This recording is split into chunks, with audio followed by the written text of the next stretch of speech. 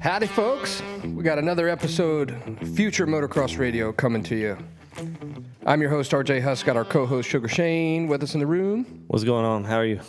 Oh, it's been a weekend, man. Had a Benji's birthday party yesterday, so we got a lot of different things rolling, but I am excited on this episode here. We've got some throwbacks, man, some bench racing. Some characters. Some characters here. My friends, I feel like we can get to have some funny stories and a little bit of reminiscing on old times with all the different things we got going. So let's bring them in here right now. We've got Mr. Mike Picone, the Pine Cone. What's happening, guys? We got some good stories with Mike we get to bring up, and Mr. Ronnie Monk. Hey, how are you? Doing well. And then Mr. Seth Rarick. A little tired today after going to concert last night?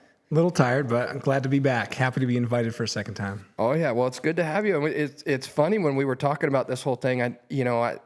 I think of stuff more recently, and Pinecone specifically. I think of us, and I always just think of Florida, Dade City or whatever, and going to Daytona, which we're going to get into some of those stories too. But I did not realize that you and Seth actually knew each other from the northeastern region. Yeah, way back. Yeah. I was not aware of that. Absolutely. Oh, yeah. I remember, I don't know, probably 02, 03, 04, all those years going to Southwick and just hoping one day I'd be as fast as Mike.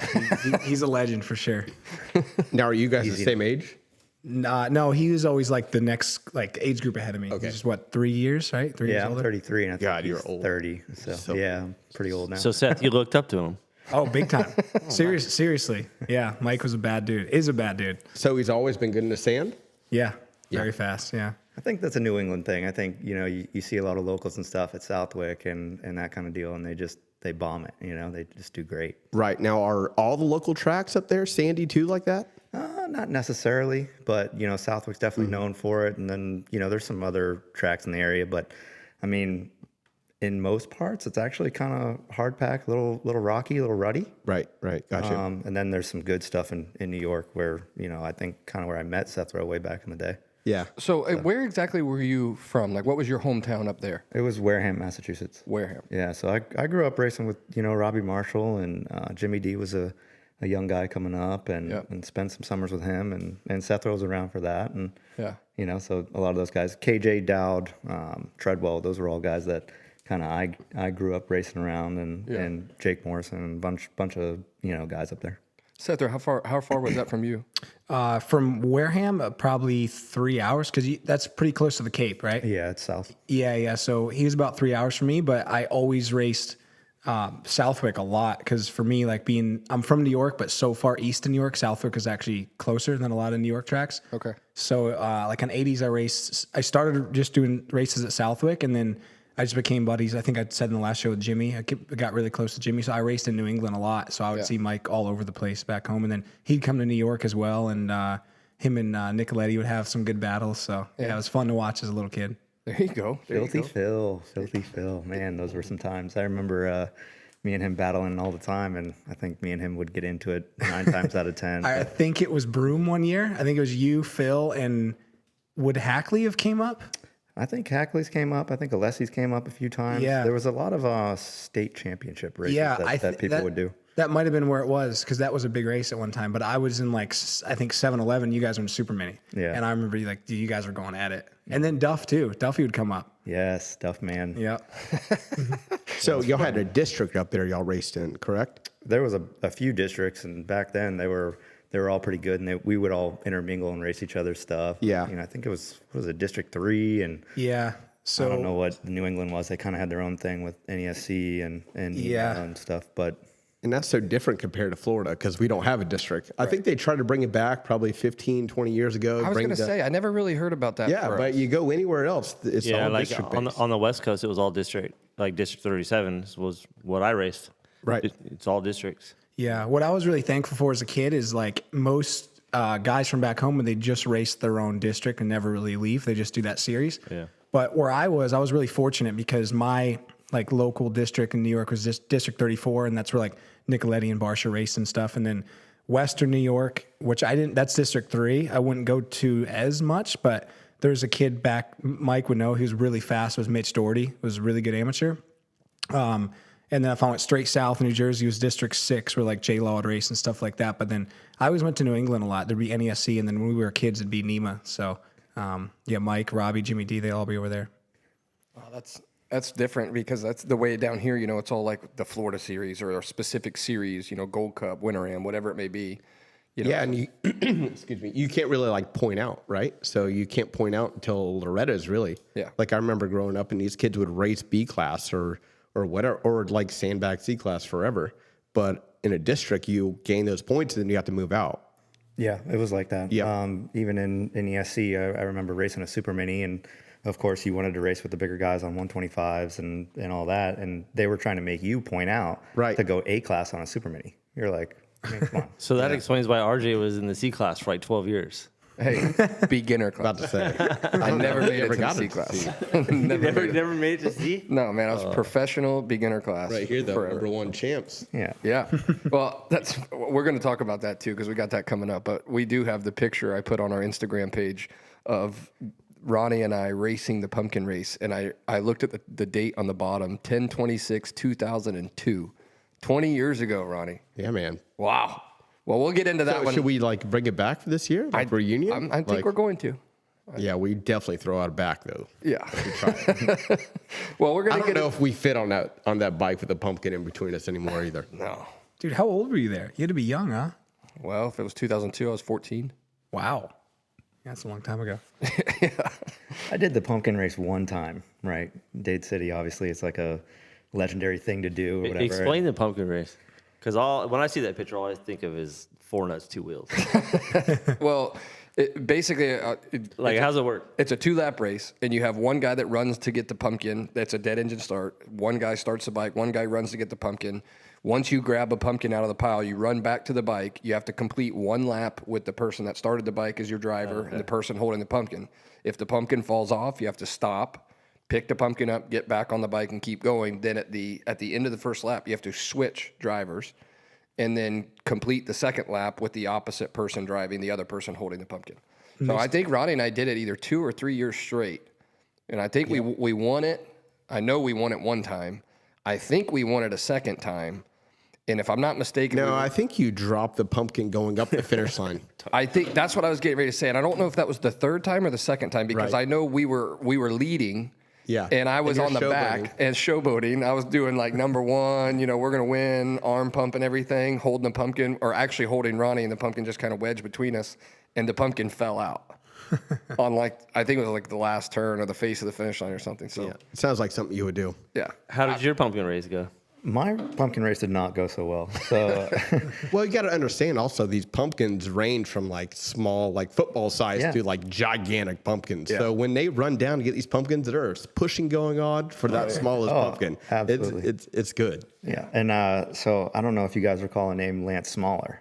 Well, I ended up teaming up with him, and he's kind of like a bigger dude. He's I think he was like in the service, something like that. yeah. But anyway, He rode Cowies. Yeah, rode Yep. Cowies, and we rode his bike, and I think I did the first lap or whatever. So I was, I think we were doing pretty good. I don't know if we were winning or not or whatever. But anyway, so he takes the controls, and I got this pumpkin, and I'm like, I'm a little guy, right? Like I'm trying to, hold this pumpkin and figure out how to hold on to him, and like I don't know, it's just kind of weird anyway. So we end up going, and he gets whiskey, and we go straight off a berm, and I launched. And he kept going. He kept going. He kept riding, and I freaking crashed. And I was like, you know what? And like, it was a sponsor cup night that night, and all this stuff. And my dad's freaking out. He's like, you gotta race. Oh, yeah. Freaking, Yeah. my dad running around with his flowy, I remember seeing Keelons, like they would jump all the jumps. I was gonna say that's the point where I stopped. Yeah. Is when it got got that competitive, where people Yeah. were trying to clear doubles and tabletops with a second guy holding a pumpkin, I was like, nah, What was the reward at the end? It was just saying you won? Absolutely nothing. we're just Nothing. Yeah, okay. Yeah, I'm not doing every jump with 2 people for nothing. Right. Not doing that. No, we were just pumpkin race champion, and we did it for a couple years and had some success, But no, when it got to that level, I was like, no way am I going to keep doing this. This still goes on? They still yeah. have it? Every year. 30 years deep, man. So yeah. Aiden will be doing it next week. I don't know if Aiden will be doing it. He might. I think he and Drew are talking about doing it. That'd be a good combo. It would. But I know, when we were going to I was going to talk about towards the end of the show, but since we're on the topic of it, let's just roll with it now. But we talked about on the last episode that the semi is almost done being wrapped. They had the trailer 75% done on Friday. they're hoping to get the trailer completed Monday and then get the truck portion done. So that'll be, go in at that time. But our goal was to bring the semi to the Dade City race Saturday, because not only is it the Dade City Pumpkin Race, Jet is coming. Ronnie Renner will be there as the judges, because they do like a costume contest. They do a trick or treat throughout the pits. They do the pumpkin race. So, I mean, it's a special night, and it's also a points night. So, I mean, it still will have, the A-class race and whatever. That's next weekend? That's, this coming Saturday. Oh, wow. I don't know the exact You're date. planning on having the semi there. That's my goal. Less than a week. Yeah, that's good. Yeah. So that's the goal. As long as it's done. I mean, I've told Randy pretty clearly that, I fully intend to be there as long as the semi's done. If it's not done, then there's not much I can do. Right. But we're going to do a podcast from the track Saturday That'll night. be cool. So we're going to go up there and watch. We're going to try and do a raffle and a giveaway where, as long as you are a follower on our Instagram and a subscriber on our YouTube channel, we're going to do like just some free giveaways. We're going to do, one of them will be a swag pack where somebody will get like a Future MX hat, t-shirt, koozie, stickers, and like a little swag bag. And then we're going to give away something pretty big. We have not nailed down exactly what it is, but either like an OGO 9800 or a pair of bars, or maybe even a suspension service. We'll tie in with Ronnie somehow, and we'll talk about those details. But the requirements of that would be, you have to be present at the race, and then you have to follow us on Instagram and subscribe to us on our YouTube channel. So we'll give like 2 or 3 things away. Nice. That'll be cool, man. I'll have to roll over for it Saturday. That'll be fun. Yeah, no, it sounds like it's going to be a good time. I mean, Randy's promoting it pretty big, and obviously with Jet coming and Ronnie Renner for the costume contest side, then the pumpkin race will be going on. I even heard there might be a mention of old Pooh Sipes and Troy Adam combo. Oh, really? There's some rumors going around. Another good team. Some rumors going around. Legendary team. Now we just need to get Mikey out there. Yeah. I'm not gonna be there next weekend. I'll tell you that. We'll just do it on a quad this time, Ronnie. Yeah. I don't want anything to do with them anymore. That's for sure. Yeah. But Pinecone racing the Sponsor Cup might be fun to see if we could get him out there. Yeah. Put him on this old 98 CR 125. That would something I might sign up for. Yeah. I do my one event a year usually. Day in the dirt, something like that. Well, let's go back to Picone here. Let's talk about growing up in the Northeast. So, at what ages were you up there, and when did your whole family move to Florida, right? Yeah. So, when did that happen? So I guess 5 is when I started racing. I was up north from 5 to probably about 15, and then moved down south. Okay. So I spent a lot of time, obviously, in all the tracks up north, NASC related, NEMA related, kind of like I was talking about with Seth. I traveled up and down kind of the Northeast just because I was on Suzuki at the time, once I started getting good and that kind of thing, doing Loretta's. Didn't do Loretta's till I was 12 to 13. I kind of had a late start on that. But that's kind of when we found out that I was somewhat decent on 2 wheels. So any success there at Loretta's? We had some decent success. My first year, I think, was a little shaky. I think just like anybody else. Yeah. But then I did it 9 years in a row, and I was top 10 every year from that point on. Super Mini year was probably my best year. I got a second behind Osborne, and then another second behind Lemoyne. So that was kind of the highlights. My last year in A, I got 4th, and it was Kennard, Stroop, and Izzy, I believe, were the top 3. So if that gives you any sign. A little bit of people. Yeah, Pretty good group. Yeah, it was good. So, and then kind of from there went pro and had a fill-in ride for Butler's right after Loretta's with Keelan. Yeah. And I was training with him probably that whole summer before. So he kind of got me the shoe in there, and then went racing a little bit. I think BJ got hurt, something like that. So Yeah. So I did look that up. We were looking at the vault, and I saw some of the results there. So what year would that have been? Oh shoot, I want to say that's 12 or 13. Yeah. Yeah. And that was with. Or no, I'm sorry, that was probably 2008 Oh, okay. when I first went, and then Daytona year was the 12 Yeah. or 13. The Supercross that we. Yeah, that was my last Supercross. Yeah. with you. We'll talk about that one, but as 08 far was as on 08 was on Hondas. Yeah. BTO. That was a good bike. Yeah. That 08 Honda was really good. Yeah, I think right before that they had the death bog. I don't know if you guys remember that I on the remember Honda. that. I remember that. But yeah, so So Shane, what team would you have been on 08? Because you would have been at the races too. Like Pinecone would have been there with the BTO rig. Oh, Suzuki. You would with Factory Factory Suzuki? Suzuki. Yeah.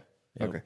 So I mean, that's what's funny to me. Like we talk about when you were racing, Shane would have been at the same races. You know, we talk about the small Freestone world. race, and Yeah. you know, even Picone, the one that you were at, and then the one that you referenced. What we were talking about is your last Supercross was Daytona. Had some help with Extreme Honda out of Tampa. Yep. And BPM was doing the engines. The bike looked really good. Oh yeah, I'm glad the bike looked good because I didn't. Well, I mean, you still qualified for the night show, you know. Yeah, I mean, and that's yeah. one of the highlights for me. Like, you know, Ronnie, you were with BTO or Butler Brother at that time. Well, I was like the OG mechanic. Like I was 18 years old. I would drive up to Gainesville, and it would be Forrest, Carson, and Brandon, and we would get in the fun mover and then drive to St. Louis. Yeah. So it'd be me as one mechanic, and then the 3 guys racing. So Because I remember going to one of the races. I think it might have been Atlanta, because the pits were inside. I think at Atlanta at that time, back when it was at the old dome. And I remember going up, and you were there at that race with they had like the fun mover and a trailer, right? no, I think just a fun mover, like a big fun mover, like they Like were a Super C. Yeah, it was like they were like F&S Suzuki. Okay. And it was, you know, grips and graphics and take the tires to Dunlop and, you know, just kind of take them down. And, you know, if they could make the night show, that was their main event. You know what I mean? Like it was, you know, it was tough. And those guys were doing, you know, they're going to college at UF during the week. They're riding when they can. They get up there. And Forrest is, you know, people have a lot to say about Forrest, but man, that guy busted his butt to do it at the beginning and get it going and get it rolling. And, you know, he put together the thing with his brothers, and, you know, it was my dad did the suspension for him back in the day, and I was always good buddies with them. And, you know, like. Did you grow up racing them? Like just around Florida? Yeah, me and BB, boys, right? like, so Brandon and I are the same age. Okay. So we grew up racing together. Like I didn't start racing until I was 13-ish. So all those guys were, you know, way advanced compared to I was. Yeah. So. But your dad was pretty much going to the track doing suspension. Yep. And then you got into racing, and then you started racing with them, and you kind of met that whole group. I kind of keep them all together. I mean, like Brandon and Dan Truman, Paul Parabinos. Yeah. I mean, wasn't that all like? Yeah, we were all the same age. I mean, we had a crew of people that we all grew up with that all, you know, majority of those kids went pro.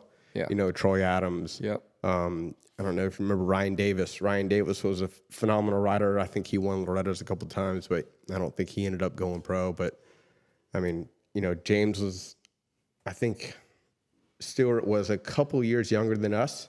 And then Ricky was a little bit older than us, but it was like Truman, Parabinos, Troy. I mean, it was like 10 guys. Davey Millsaps. I mean, it was Kyle Chisholm. Like it was legit. Like if you could get like 8th place at a Gold Cup, You were happy. you were like, I was like, man, I got 8th place at B class. I'm stoked. There's a lot of fast guys from Florida in that. And Skinner, he was good too. Skinner. Sean Skinner was, Skinner. That's a funny name. Yeah, Skinner I got was a good, story man. about Skinner, man. That was a good. dude, Skinner was like C class, right? He went out and won. I think he won Loretta's in C class. And then like next year he won it in B class. Like that kid progressed so fast. It was unbelievable. And then he won, I think Toronto, right? Yeah. Like, Toronto Supercross. Yeah. Like, Yeah, no, he was good. Bonnie was good. yeah. There's a bunch of Bonnie. Yeah. bunch I of mean, it Florida was, Was Gorky in there?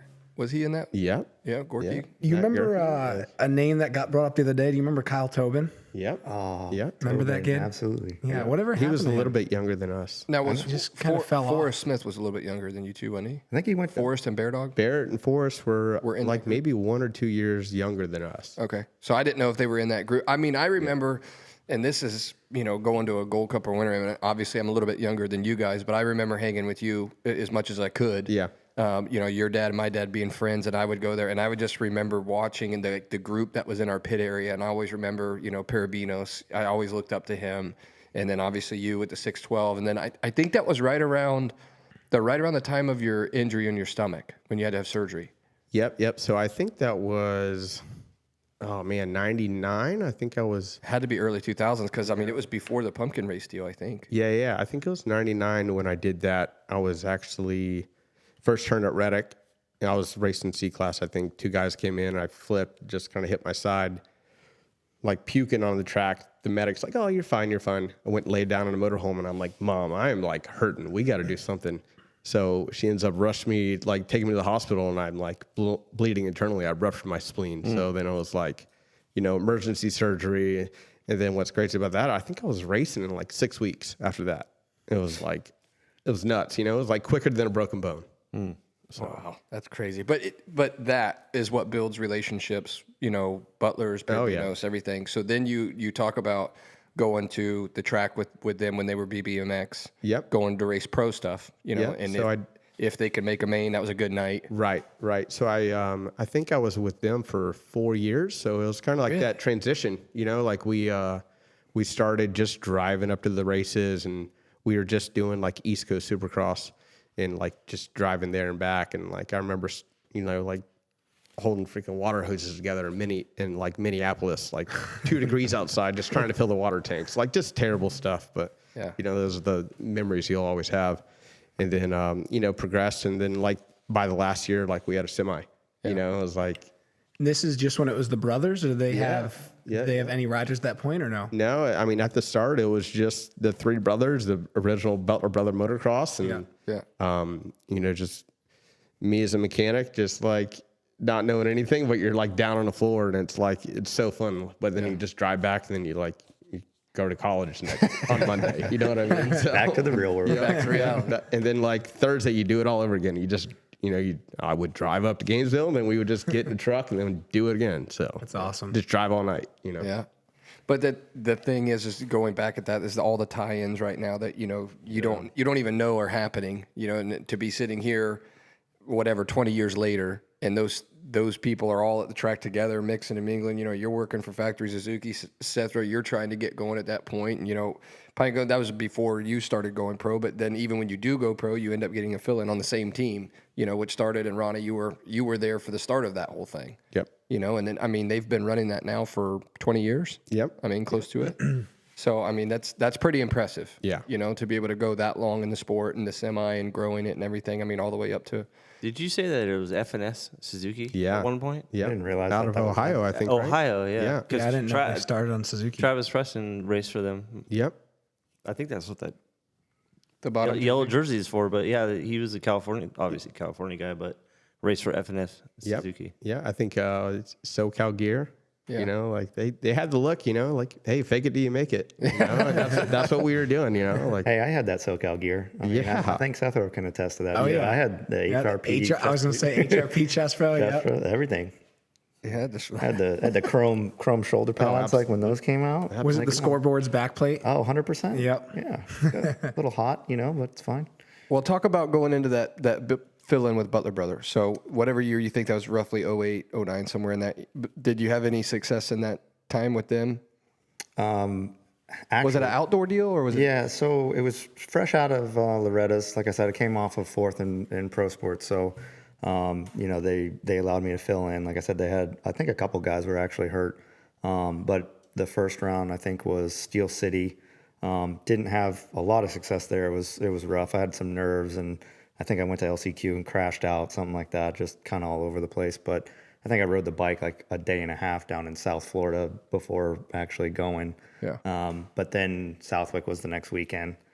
So qualified good there, raced good there. I think I ended up 23rd, my second national. And then I forget what the next round was. I think Unadilla, something like that. And I rode around the same. I think it was like 23rd, something like that. So, yeah, it wasn't bad. I know we were trying to, I think, work some stuff out. And then I got hurt, did my ACL and meniscus. And then it was, as the economy crashed and all the other stuff happened. So it just kind of fell apart. But, it was awesome. I was grateful for the opportunity.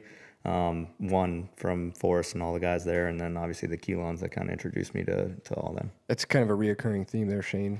Even that 09 economy recession time, people just not getting support. I worked for the factory, bro. We were smooth sailing.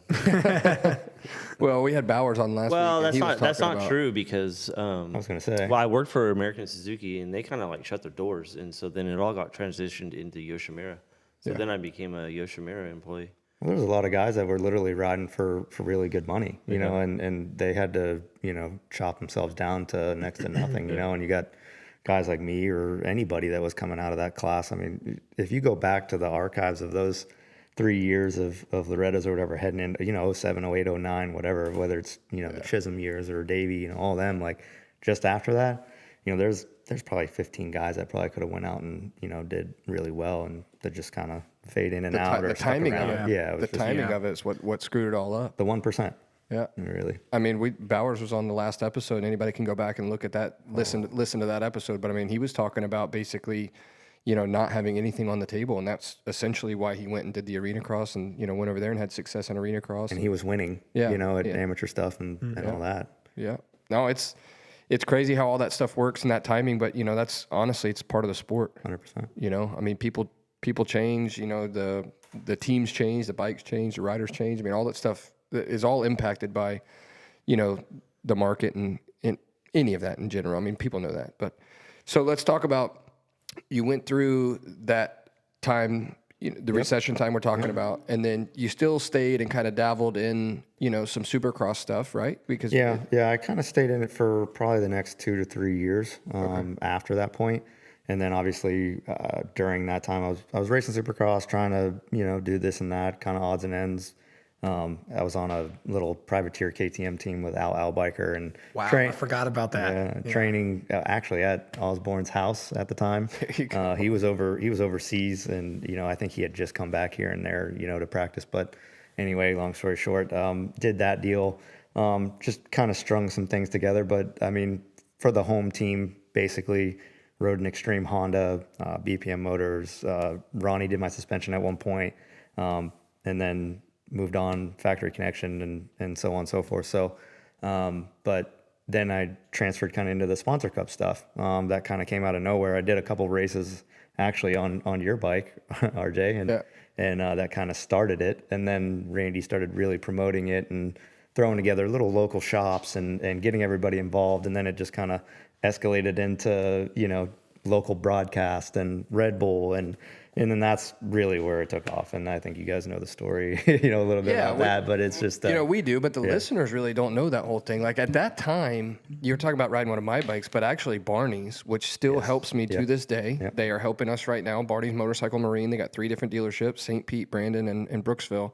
That's where we're getting, we get support through Team Green. So there's just some paperwork and stuff that happens on the back end, but Barney still helps me to this day. And I think at that time we were on a Suzuki, right? Yep. And I think Barney's, Casey Wood, I believe we had some type of deal at that time where he would give us the bike at basically no cost up front. We could run the bike for either the season or however many months that we wanted to. And then we would sell the bike at the end of the season, and we would just pay the difference of whatever the bike sold for versus, the cost of the bike. So that was super convenient. I mean, I'm like, man, if you could still do that, if you could do that today, it'd be a lot easier to run a race team. That's a hell of a deal. Yeah. It's good. It'd be a lot easier to run a race team. But, Barney's was helping us then. So we had the iMoto, basically Barney's Suzuki 72.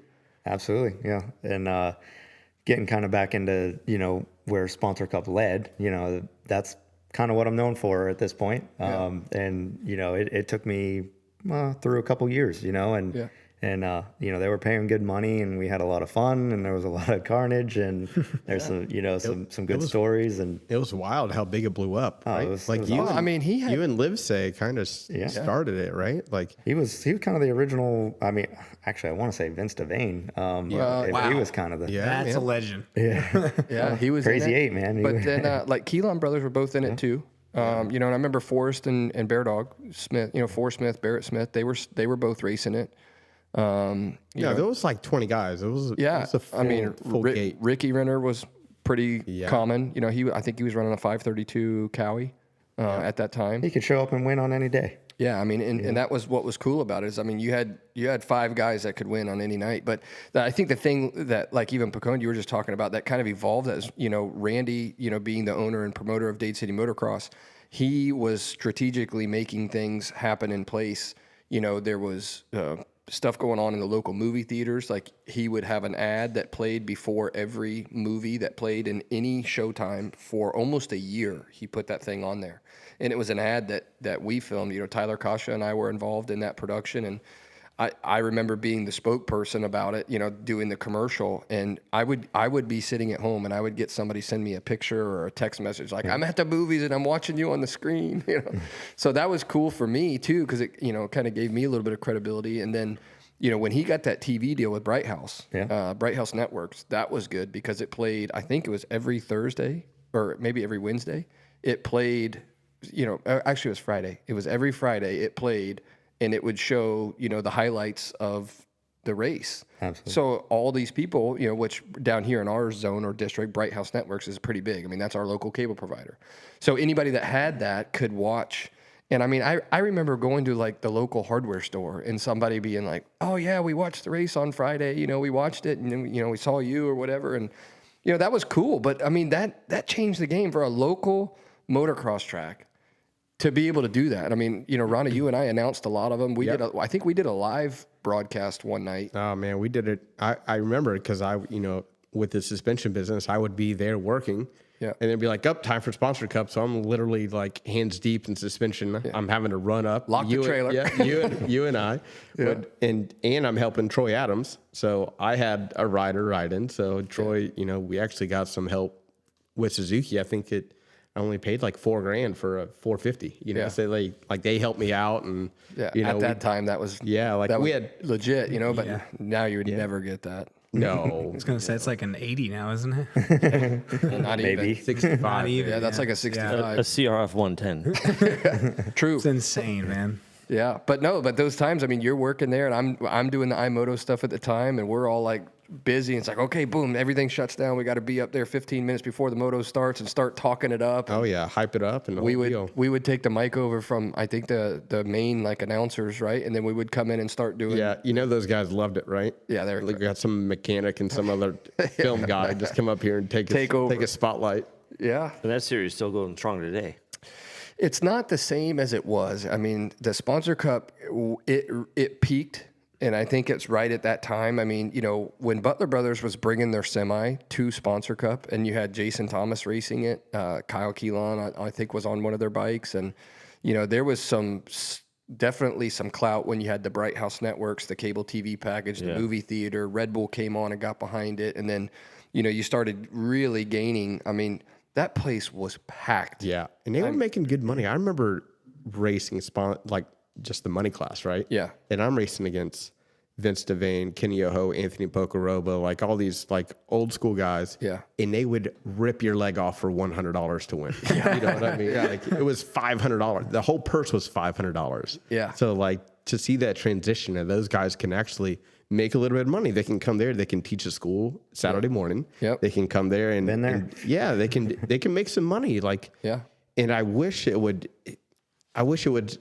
elevate for everything and everyone, because these guys bust their butt, man. Yeah. Motorcycle racing is expensive. Yeah. These guys are super athletes and no one understands it. Right. And these guys don't get paid any money. We've talked about that on multiple episodes, is how, and I think, Seth, we probably brought it up when you were talking about your stuff, like as a privateer guy going from, one track to the next in a box van and break it down in the middle of the week. Like, you're struggling. Like, you don't have any money. And to go out there and get, 24th at a pro national and not make but a couple $100, whatever it may be, like, that's nothing. Yeah, you're still in the negatives. Like these guys are putting on a show. They're the ones that are selling, the tickets to the fans. I think, Shane, we talked about that a couple times. Yeah, I mean, as a driver, a lot of the times I was making way more than the dang guys out there risking their life. And I was just like, this doesn't make sense. Well, it still doesn't make sense to me. That's part of the reason why I stayed in Sponsor Cup. I mean, we started doing Sponsor Cups, and it got bigger and bigger.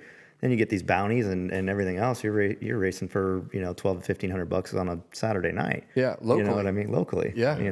You're not having to fly to a race and travel fees and hotel rooms and mechanics. I mean, when you could make more money at a Dade City Saturday night local race than you could going to St. Louis Supercross that weekend. Well, that's why Butler's stayed and did the Dade City stuff, because they could get just as much promotion and get eyes in front of their riders and their people and not have to do the nationals the whole year. Right. So that's why Forrest and them did that year. Yeah. I was going to ask, was this, you said, or RG was saying they brought the semi there. That was during like when nationals are going on? Yep. Okay. So they wouldn't even do outdoors. Yeah. So they just skipped nationals that year. I was thinking it was like primarily during off season, but I guess not. I want to say the series was like 18 races or something like that. So it was long. It was a long series. Yeah, but I mean, Randy had it teed up where it was getting some exposure. I mean, it was getting, there was a YouTube channel that was getting thousands of views that, Tyler Kasha, that's helping us right now with the Future MX stuff, and myself. I mean, we kind of created that, the YouTube channels and getting that going. And we were doing a video. I think, Ronnie, you were involved with that a lot. Is like after the race on a Saturday night, we would sit up on the podium and do a YouTube video, like kind of recapping the race. And I mean, with the movie theater stuff and the Bright House stuff, I mean, there was a lot of attention on it. So you could justify, as far as the Butlers go, you could justify not going to a national with the expense, because you were still getting quite a bit of exposure locally. Yeah, you don't need to drive to Washougal. You can drive to Dade City. Yeah, and that's what was crazy about it. It had to. Oh, sorry. Go ahead. So they're still doing the series, but like, how did it fall off to where it's not so big anymore? It's just how things are. I think riders, right? How things are going, or how the industry is now, or. Well, and I think too. I mean, I don't think Red Bull's a part of it anymore. I think the promotion side of it isn't as much as it was. I mean, Randy was putting a lot out, and when I say a lot, I mean when you're paying, the local movie theaters to be in front of every showing, every video, every day, that was a big fee. And, and when you had the sponsors behind it, like Red Bull, you could afford to do that stuff. But, after X amount of years, I mean, not to say it got stagnant, but things do, I mean, when you're having such a high hype and promotion and, that goes by year after year after year, well, in anything, it starts to fall off a little bit. You might lose people. Yeah. The riders kind of grow and move on, and kind of the people come and go, the teams and the dealerships. I mean, there was a lot of teams involved in that are no longer around now.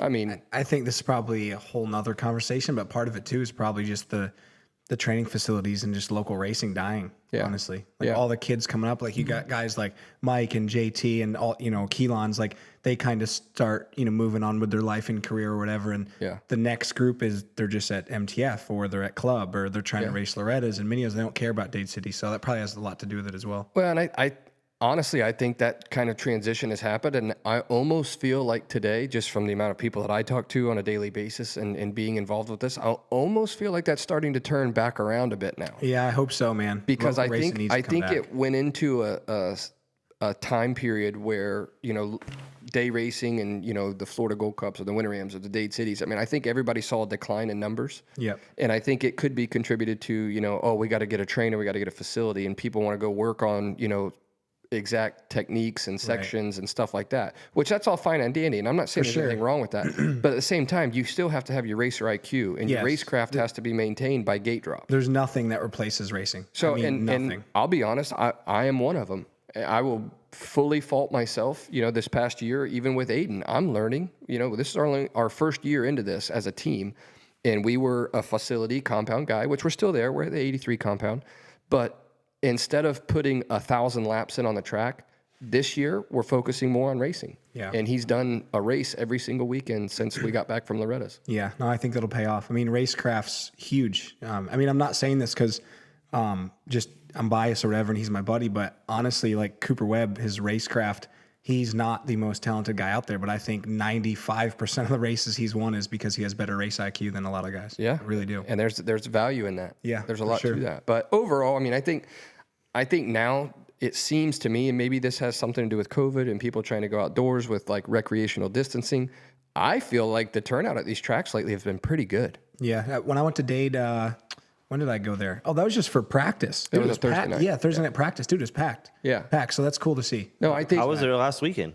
Yeah. It was just a regular race night, and it was packed. That's good. Yeah. But I think overall, I mean, like even in the FTR series and the wood stuff that we've been doing, I mean, they're talking about getting record numbers at the races. And then I know if I'm not mistaken, I think somebody mentioned the same thing about the Gold Cups this year, is that they're getting good numbers. I know when we were kids, like when Mike and I were kids, I mean, I touched on it a little bit before, but back home, man, like every district or area I went to, like there was full gates, every class was full gates, and fast guys. And now I don't, hopefully you're right, it's coming back, but the last 10 years or so, local racing hasn't been like that. There's one guy that dominates and everyone else just kind of follow the leader. I think it is. I hope it gets back to that. 'Cause I mean, part of the reason I moved down to Florida was because we'd come down for Winter Ams, Gold Cups, anything like that. Winter Ams at the time was the big one. They were huge. I mean, they still are. Yeah. I mean, Winter Ams are bigger than the Gold Cups. I think it's just the time of the year. But you'd have a full gate of pro guys and even B guys, and you'd have whether it's Kennard, Izzy, Albertson. I mean, you name it. They were all down here racing the Florida. Every top guy, at least on the East Coast, would be Winter Ams. I mean, top 10 in B class was fast. Oh yeah. Really well, fast. Before we get off of the sponsor cup thing, we do have to bring up the story. If anybody was looking at our Instagram this past week, the whole situation with Pinecone and JT. Did you see that picture? Never going to live this down. Just saying. Yeah. Never going to live it down.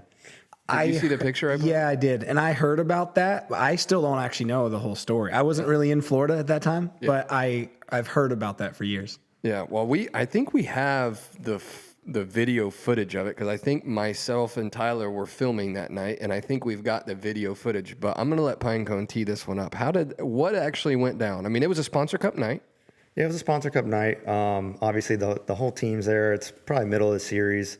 I think if anybody kind of followed Dade City or anything like that, they would know that most people that went there and tried to just race on any given night or just come into a series that had been going on, something like that, the locals were just fast. And I couldn't tell you why I took to that place. I don't know if it was New England, sand riding, whatever it may be. But even when they brought the clay in, it was the same. But anyway, I just took well to that place. And these guys, they were coming in hot, and we got money on the line and bounties and all that kind of stuff. And me and Tyler were kind of the guys to kind of run the series a little bit as far as the guys to beat, but later on in the series. But Jason, he came in with the Butler team, and obviously he's fast. He's been around forever, and he's just he was relentless anyway. Just the way he is, just short little stocky guy, just wanting to scrap, and I wasn't much different, but he was definitely a lot more seasoned than I was. But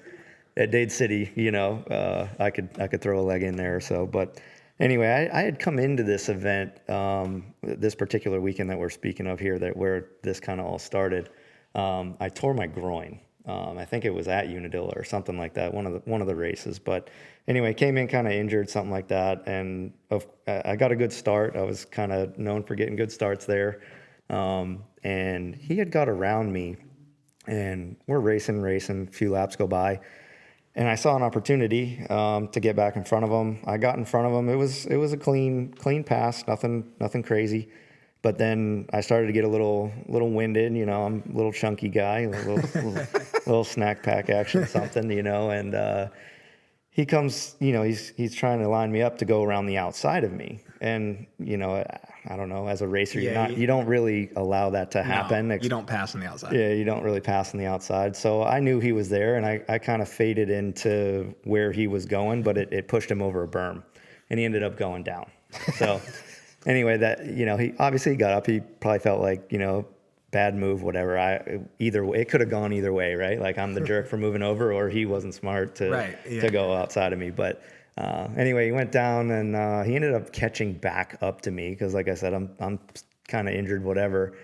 And he didn't end up getting around me. Checker flag came out. I'm rolling off the track, and I have my hands off the bar holding my stuff because I'm hurting. And he rides by and clips my bars. And I go down this is after. This is after. It wasn't even during the race. Coming off that the track, would piss me off. Right after the finish line. Right. Yeah, that would piss me off. So yeah, obviously I was a little upset, but at the same time, whatever it is, what it is. But Dade City gets a little heated, whatever. I walk over to semi, and when I get over there, JT's actually getting reamed by Forrest and the team. No way. Before, as I was walking in, so I really didn't have much to say because he was already kind of getting it. But from that point on, it was tempers flare a little bit. We had a little rivalry thing, and then everybody's getting involved, whether it's you guys with the media or whatever. I thought it was awesome. Yeah, they made it a thing, and then you got Reed and all of these guys and Mathis and whatever. Like poor JT, I got to give it to him. He still hasn't lived it down. I actually still talk about it. Yeah, I was messaging him this week about it. I'm like, man, it's crazy how things have changed, but they're never gonna let you live this down, man. I apologize, but anyway, it was good time. It was good fun racing and good stories. And Well, remember, I don't know if it was the same year that Troy punched Keelan on the track. Oh, I don't remember that. Oh yeah, and then Randy, he went out there and made a circle and said, "If y'all are gonna fight, you'll have to stop and fight on the track." Yeah. Like that's Randy being the promoter, because they were going at it. So. Well, and it was weeks and weeks of this, right? Like if it wasn't Troy and Keelan or Keelan and Capoyan or Ian and Medaglia or just all the countless just takeouts and all this. I like that circle idea. That's a good idea. That's awesome. Yeah. And then obviously me and Tyler, that was an every weekend thing. Well, and Keelan's too. Oh yeah. Because Corey was young and he was trying to come up, and Corey would just get feisty, and he'd be coming off the track, revving his bike, stopping in front of somebody, and just cussing him out. Oh, that's Kenny coming at him. Yeah, I felt like I had to be Corey's personal bodyguard every time he came off the track. I was like, all right, let me go get Corey. Yep. Get my arms around him, just pick him up, and take him back to his trailer. That dude's still feisty. Oh, he's awesome. 100%. He was here yesterday. He's just feisty. Oh yeah.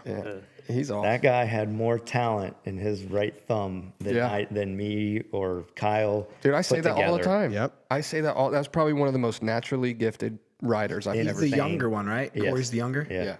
I mean, Kyle was good too. Don't get me wrong. Kyle was 100%. good, but Kyle worked hard. Yeah, Kyle had the work ethic. I mean, Kyle worked. Corey would eat a corn dog and a PBR and go race. I mean, that's just how he was. Dude, when he brought that 250 out to the FTR, I've never seen the guy ride. That was his dad's 94. Oh, really? No. Yeah. And this fool gets on a 94, and I've never seen somebody go fast. Rip so it. fast. Yeah. And then he was done. Yeah. One lap. One lap. He pulled off. He's like, yeah, I'm good. But I was like, That's how he is. I was like, by looking at him, you never know. But I was like, look at this guy. Yeah. Hauling. I remember growing up, and Kenny would he was the get on that 94 KX250, and he was back in 02, that's when I was local sponsor cup guy, and he would just work me. Yeah. Just this old bald man that just came out here and just he went to the smoked me. FTR last year. He took that bike, the 98 CR125, and he rode that in the Vet A class. How bad was his arms pumped up? Well, That's the real question. I think he won by 6 minutes. Yeah. Over everybody else in his class. Run the neck on that thing. And then goes back to the motorhome, out, just laying on the floor on the motorhome. Dude, Kenny is a legend at FTR. Out. He probably signed autographs all day. Yeah, and that's why I love having him around. I'm like, yeah, it's Kenny Keelan. Yeah. He's with me. Yeah. It's like the Garrett Edmonston of that yeah. time. I mean, Garrett's won a bunch of them now. I think Garrett actually just passed Kenny's titles. Yeah. But I mean, Kenny was the king of FTR forever. Yep. I am going to try and get him on the show on one episode. I haven't done it yet, but so Kenny and my dad, they started Pro Action Southeast. Okay. So that's how we got to know the Keelan. Well, my dad was best friends with Kenny growing up. Yeah. So then that's they started the Pro Action stuff in Florida, and then we did that. So I grew up going. When I started going to all the races with Kyle and Corey, and Corey's 2 years old. He's a child baby. Yeah. But yeah, before we move on from this Corey Keelan subject, I have to tell this story. Well, let's hear it. We were down at the pit one day, me and Kyle, and we're training. Mama Keelan down there holding the pit board. She's just the best. But anyway, we're training. Corey decides, I want to, throw a leg over a bike and go do a few laps, right? He comes down. He's on a 250F. Me and Kyle are on 450s. We're training, like I said, for outdoors. This guy comes out probably second or third lap, sets the fastest lap of the day on a 250F, rides 4 laps, and then pulls off and says, I'm done. But he legit just shows up, does a faster lap than all of us, on a smaller bike and on a sand track, and just makes us look like fools. And it's I've ridden with Kenny out in the woods, you guys are talking about FTR, all that. Corey had what Kenny had. Oh, yeah. And it's just amazing to watch that guy ride. Well, it's still fun right now, though, to go to FTR with them. Shane and I, we were talking about the Gator background. We did that one. And then I think he was going to do the Dade City round, and something happened to his bike. So then he went and got this bike, the 98 Honda. He rode it and did a lap there and pulled off. He's like, something's wrong with it. I'm going to blow it up. And it ended up, he was right. He only left in the middle of the day and went and got a dirt bike. Yeah, that he's never ridden before. And came back just to ride. Yeah. No, that's Kenny Keelan. That guy will do whatever it takes. Well, this was Corey. This is Corey. Oh, this is Corey. Yeah, this was the this past March at the Dade City FTR. Do you know the one they do out there off of Bellamy Brothers Road? Yeah. So he was talking about riding, and something was wrong with his bike, and I was like, well, why don't you just go grab my Honda? Yeah, Your dad has it, and his dad had surgery. So he couldn't race that round. So Corey's like, all right. So he leaves the track that like lunchtime, goes and gets the bike, brings it back and races. Fantastic. And I mean, he was doing well, but you know, the bike had an issue. But anyway, I want to finish that story though for the people that do follow us on Instagram that saw the picture where JT had like your billboard. Yeah. Because I think that was after the banquet. You won the championship for that year for the Sponsor Cup. Yeah. And Randy would always print out like these huge, I mean, what was that thing, like 4 feet wide by 8 feet tall? Oh, so tall. I had one sit in my garage for like 2 years, and I actually had friends that would like take pictures with it and then, you know, blast me back, you know, like, oh, look at this guy. Yeah. You know, but yeah, anyway, yeah, they were huge. So there was like a huge billboard that Randy would print out, and I don't remember if it was in the back of your truck or if it was in the back of my truck. Wasn't mine. We were moving or doing something. You weren't out there riding with JT during the week? Yeah, we were training together. Yeah. And it flew out of my truck on 52 right in front of the St. Leo College, I guess. And JT found it on the side of the road. Come on. Swear to all God. people. Yeah, this is a true story. He was heading to Chad's. He was looking for it. He was surprised he didn't run it over and back over it again. Well, I don't think it would fit in his van, so I think he had to fold it in half or something, and that's where the crease is. So anybody that saw that picture, that post I put up, I was kind of like teasing people throughout the week this week of who was coming on the episode. That's why I put the picture of us with the pumpkin race and that picture with JT, which he shared it on there, and he was like 10 years ago. And I was like, man, that was 10 years ago. But he found that on the side of 52, loaded it in his van, and the picture was, I think Chad took the picture at the compound or at Chad's place because they were going to go ride that day. And it was JT all like getting ready, posing like he was going to punch the billboard. And I'm like, you're just adding fuel to the fire, man. Just adding fuel to the fire. We look back at it now. I've seen JT at a couple of Supercrosses and stuff, and we laugh about it. But yeah, that guy, he's never gonna live it down. Like, it's so funny. I couldn't believe I found that photo. I don't even know where I found it. I've never even seen that. And then you posted it. I was like, what the heck? Where did he get that from? Yeah, no, and that story of finding it, you know. But I remember some of those times though. Just the house that I was living in at that time was right across the street from the track. Like, remember Ronnie coming to the house? We were sitting in the back of the boat. Yeah, that's right. In the driveway, just sitting in the boat in the driveway, talking about the race and just being so jacked up. I mean, that was a lot of fun times and good stuff there. But I want to go into a little bit, Ronnie, talking about you growing up, your dad being a suspension guy, and you've got the 612 suspension, which was your race number forever. Yep. I mean, you pretty much rode Yamaha, didn't you? Yeah, I rode Yamaha 125 and 252 strokes, you know, because we had 2 strokes back in the day. This is before 4 strokes. Yeah. And then I think 03 or 04, I rode Honda 450, and I was kind of like my last bike because, you know, I was going to college and working for the Butler Brothers and all that stuff. And I grew up helping my dad, you know, work on bikes and suspension and all that shop. That was like my job when I came home from high school, was to help him out. Yeah. So you know, you were around it growing up your whole. Yeah, that's all I did. Like, he taught me suspension. Yeah. He was Pro Action Florida at that time. Yep. He was Pro Action Florida, and we did all the races every weekend and the whole deal. And then when I stopped racing as much, he's like, hey, if you're not going to be racing as much, I'm not going to do all the trackside stuff, because it was so much based on being at the track all the time. Yeah. And so I was like, well, I'll take it over from you. So I just kind of took over the business and changed the name, just changed it to 612. I didn't love the Pro Action parts. I didn't love their franchise setup and the whole deal. They were pretty upset that like we had left, because then I basically just took over the whole market share of Florida. Yeah. You know, pretty much instantly. And so, yeah, man, I just kind of, you know, ran with it from there, and it's kind of all I've ever done my whole life is suspension. So, well, now the 612 stuff you've got tied in with Race Tech, correct? Yep. So back in 2008, I think it was actually came from Tyler Livesay. He was out in California. Okay. And he was, I think the Race Tech guys were helping him out there, and they had asked, you know, they're like, hey, we're like non-existent in Florida. Can we like have, you know, do you recommend anyone that we could kind of, you know, approach? And he says, yeah, you know, 612 guy and you know, out of Dade City. And so I became a service center for those guys, which is like a step above up above a dealer. And so they would basically like send work to me or whatever, or people can just come see me instead of sending their stuff all the way to California. Yeah. So, and I think within like 6 months, I was like their #1 service center, and we were rocking and rolling from there. Yeah.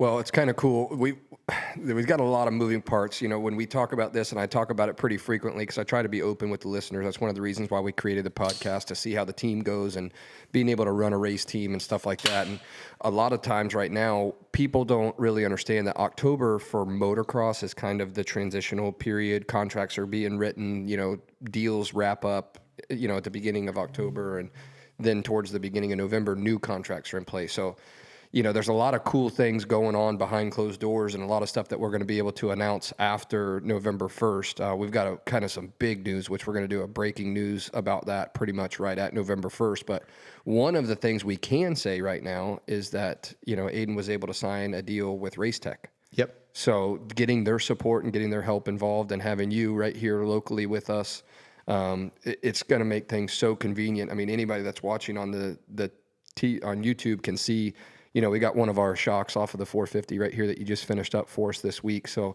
that's exciting, to be able to have that support right here, locally, close to home, and have Racetech involved. I know Pooh Sipes, he helps us all the time. He's Aiden's mechanic, and Pooh said that he told Aiden, he was like, man, Racetech built the best set of suspension I've ever had. I was like, okay, good. That was a good impression. Yeah. That's another guy I grew up racing with right there. Yeah. Oh, Pooh Bear? Oh, yeah. Yeah. We got to kind of mix it up at Day in the Dirt a little bit, too, this year. Yeah. Nice. No, he's still fast, man. He raced the week after we got back from Salt Lake City. We did a Sponsor Cup race that week after. So Aiden just got done doing the Supercross Futures finale out in Salt Lake. And the next weekend we came to Dade City. We had, Alessio Sasso, who we helped this past year, and Aiden, Pooh, Tyler Bright. TB race, I remember that. Yeah. TB race. So, we had Carson, all of them underneath, the Future MX tent. So, I mean, we had a pretty big pit presence there, but. Was he on the 150? Pooh racing on a 150. Oh, bad dude. Yeah. I was like, man, you're going to go out there and race on that 150? He's like, yeah, man. He's just as fast on that than anything else, bro. Oh, man. He's quick. He is quick. It was impressive. It was good to see. But anyway, wrapping up with that, Ronnie, it's really cool to see Racetech come on board this year. So we're going to be getting the Cowies dialed up with some Racetech suspension. Aiden's actually racing on it right now. And you just saw me looking at my phone a few minutes ago. He did end up winning the first moto of the day down in Okeechobee at Moto Bros. So that means it's working. Yeah, well, the setup's probably a whole lot better than stock. I know we did some testing out at 83 this week. And yeah. Just with our relationship and everything you're doing, I wanted to do anything I can. Yeah. So, and I know this sport's expensive and what you guys were spending on suspension. So yeah. If I can cover, give you free labor and just, get some promotion out of it and help Aiden and do all the stuff, that's what I'm here for. Well, and it's huge because like we talk about all the time. And I mean, Shane and I talked about the whole 20 hours driving back we've got to get costs down. Yep. And we've got to get income up. So how do we make that happen? You know, so that's by putting the right people in your corner in this relationship. I mean, we've had great people before, and I'm not going to knock anybody that we've had before. I mean, dealerships, suspension companies, motor builders. I mean, we've had some really good people in our corner. But at the same time, when you're paying full retail for majority of that stuff, it matters. And to be able to have Racetech offer us, a contract for this year and specifically for Aiden, that helps in the big picture of things. When you're putting thousands of dollars per set and multiple bikes throughout the year, that stuff adds up. So well, you're still in your honeymoon stage, you're learning. Oh yeah. Learning every day. And it's smart to have Ronnie on your side. Yeah, no, we greatly appreciate that. We really appreciate 612 Suspension and Racetech, sponsors of this episode, for helping us out this year and in this season. So, I mean, the cool thing about Racetech, though, too, is that they have service centers everywhere. Yeah, they do, all across the country. So, I mean, really, no matter what race you're at, there is typically a Racetech-supported, person there. Yep, and all the big races, too. They're at, every major. Yeah. There's, if it's not Racetech, it's another, a guy like me that's up there doing it. Yeah, and that's what I enjoy, because I don't know anything about suspension, and I'm not going to act like I do, but I want to have somebody there that's going to be able to look at the bike, make adjustments that are needed, and move forward. Yeah. And with Racetech, you've got them there. Yep. So that's a big thing for us. We've tried a couple different suspension companies, and sometimes getting that trackside support could be difficult, or nailing it down. And again, when you're doing everything out of your pocket and you're paying to ship stuff, to a certain place, whether it's across the country or whether it's just a couple states away, I mean, that stuff adds up. So it's super convenient. Anybody that's looking for suspension and stuff to get done, Ronnie right here in Dade City, close to, Dade City Motocross. Yep. So any of our, local listeners, people here in Florida that are listening, they can always reach out to you and contact you. I know on Instagram at 612 Suspension, but Yep, just at 612 right on Instagram and Facebook page, all the good stuff. So yeah, and a lot of times too, anybody that's listening, if you want to reach out to us, you can approach me at the semi as well, and I can give them, your info, whether it's a business card or a trifold or whatever it may be. But we'll keep all that stuff with us on the truck. But let's go back here and talk about Pinecone. This one of the highlights for me, and I know we just talked about it, with Monk as being the mechanic for Butler Brothers at that time. When people talk to you about like, okay, what was your highlights or what did you do in your career? Well, I was never the racer. I never got to go professionally race or have some type of title at Loretta's or anything like that. And I've always been more of the, support media, helping somebody some way, somehow. My dad did it forever. And even Seth with you, you actually had a professional career and had professional gate drops. And, that's, where you kind of get some credibility or get to talk to somebody and act like you know what you're doing. So for me, my shining moment would be the Daytona race that I got to be your mechanic for the day. I think that was pretty much during that Sponsor Cup time. Wasn't it? Yep. So had some support there with Hans and Extreme Power Sports, BPM. Extreme, BPM, Active Ride at the time. was that 250 or 450? 450. Okay. Yeah. Went over there on a Honda to Daytona Supercross. And you and I were talking about this earlier before we got on air, and I think it was either 12 or 13. Correct. Somewhere, one of those years. Yeah, 12 right? or 13, yeah. And we went I think over. it was 12. Was it? But yeah. And went over, you were on the Honda. On the Honda, went out, kind of off the couch. I think I rode over at Freeburg's like twice. Yeah. Had Matt over there at the time from Active Ride. He helped me out and got some suspension, I guess, dialed in for as much as we could. Right. Actually set it up a little stiff because we were actually riding real whoops at the time, not Daytona. But anyway, went out there and put her in the night show, which was fun. I mean, we showed up as friends and just to have a good weekend. We didn't really have any expectations, anything like that. It was so fun for me. Yeah, it was awesome. Because like Ronnie, you're talking about when you get the credentials and you get to be like in the stadium on the floor. That's a major difference. Oh yeah. I mean, as a fan, Were you nervous? Yeah, I was really nervous because I was like, man, what if I got to do something, I'll tell you major? a story here in a second about being nervous. What if what if I got to do something major to the bike, on the line, like I have no idea what I'm doing. I mean, we would have just turned around.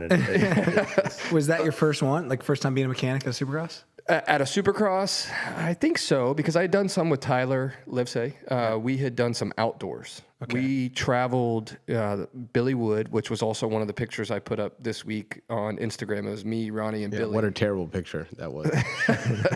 That was, I think that was right around 2012 also, wasn't it? That was at Timmy's retirement party.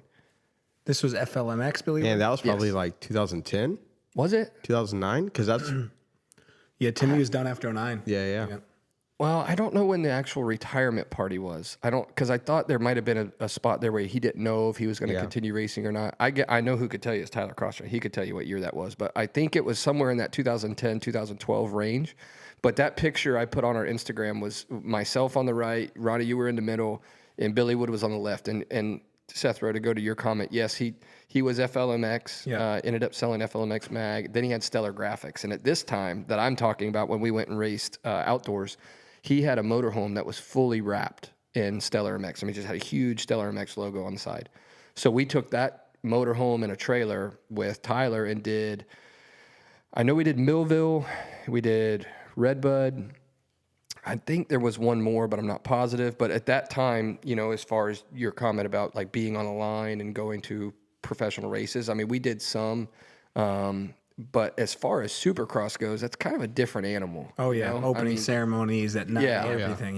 Yeah, I think I remember. So how'd y'all end up at Daytona? Well, I mean, I'm not knocking Mike by any means, but I don't think we really had any expectations of making the night show. I mean, we were like, let's just go, let's do the best we can, and we'll have fun while we're doing it, and this will be what it's going to be. Well, we ended up qualifying, out of time qualifying, didn't even have to go to any, I don't know if they do the LCQ in qualifying or not, but we didn't have to, we qualified right out of practice.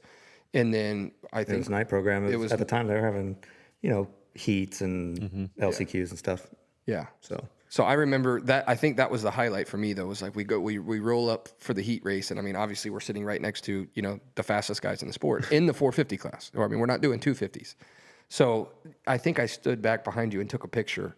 Yeah. And it was your 972 jersey on the Honda, and the way the start was that year was the start. It's kind of how they do it right now, but the start took off straight to the grandstands. Yep. So remember, because you guys had to cross the starting straight both directions, and I remember standing back, taking a picture of Mike and just the grandstands full of people, obviously all the lights on and everything. I don't know if there's fireworks or whatever it was, but I just sat in that moment and I was like, this is cool. Yeah. I think This is really I think What about that year that you and Tyler qualified so well at Southwick? Weren't you guys like, y'all were like top 5, top 10 going to the line? Yeah, if you follow motocross at all or practice at Southwick, like Was that the year Sotilli was first? Yes. Okay. Yeah. I raced it that year too. Yeah. Yeah. I was It's not eighth. that first practice, you guys right? crushed it. Yeah. That smooth Yeah. track. So I guess the B practice? Yep. So the B practice actually gets to go first. Yeah. And the track is just primo, wide open, 450, local boy city. Oh, yeah. And at the time, like I thought I did great, right? I qualified 8th, and I'm down there like I've never qualified 8th. I'm always 20 something or 18, whatever, right? But then it kind of got overshadowed because Sotilli, local boy, he qualified. I've never heard that He name. qualified. Yeah, he's just a New England guy. Yeah, that's He awesome. qualified first. Come on. He qualified first. You should have seen. I was down there. I lined up 8th. He walks down. You got Reed. You got Grant. You got all these guys looking at That guy's him. pooping his pants. Yeah. And it was insane. What's funny is so Sotilli, obviously we grew up racing on the Yeah. BC, still a good buddy. I actually just talked to him this morning. Still a good buddy of mine. But anyway, to give you an idea of like the difference between the first two, the Group B and Group A at Southwick, I'd been doing all the nationals that year. So they put me in Group A. And you were pissed. Yeah, well, I mean, I already knew going into it I was gonna be an A because like that year, that's what we were talking about in the last year. Like I'd scored some points or whatever. So, But you're like, that could have been me. well, yeah. So Was that 11? Was that 2011? That was 11. So the point of my story is me and Mike that spring were racing NESC. We raced each other every weekend, and it was like 6 and 1.5 dozen. We were the same speed. We'd battle. He'd win one moto, I'd win the next moto. When we go to Southwick, he qualifies first at a B practice. I was in A practice, and they take, I think it's 36, yeah. and then 4 LCQ. So I put in, I knew I was gonna have to like see God that lap to make it. Put in the lap of my life, 36th. He was first, I was 36. And I'm like, dude, come on. Yeah, you're far outside. But He's got perfect game. I was really stoked for him. That was cool. That was really cool. Did he get any points that day? I think he did. I think he was like, you did too. And you were what? You were like 15th, 16th? I actually ended up going down. I was 14th for a majority of the moto. Yeah. I remember you were up there. And I went down. Yep. But it was a good race. And I think Mike was like right behind you, maybe 18th, or he was like just inside the top 20. And I want to say I went like, dude, I don't know. I might have crashed the first one. The second one, I think I was like 21st, 22nd, like just outside of it. Well, and then you got Robbie, Yeah. Oh, yeah. Yeah, he crushed it that year, didn't he? Or am I thinking of? Well, I mean, it didn't matter what year. It didn't matter. He was always good. He was always good. But I don't think it was the year that he almost podiumed. No, that was 09. Because I remember I was B class. I was watching there, yeah. But, and then, obviously all the local guys. Well, it amazes me that Dowd was, podiuming at 40, right? Yeah. Like, that's insane to me. Insane. Yeah. Wasn't that the year that Gerke got? Yeah, I think so. Yeah. Yep. He won the second moto. Yeah, he won. Yep. Yeah. Fill in for Factory Yamaha. Just come in and win it. Gerke was unreal in the sand. Yeah. I raced in Canada for a year or 2 years. Well, Gerke will pin it. So that's what you got to do. Gerke at Gopher Dunes was unbelievable. Yeah. Unbelievable. I want to go back to this comment that you made, though, about being nervous. Oh, because I had a story. I want to hear it. Did you have any bike issues? No. In Daytona?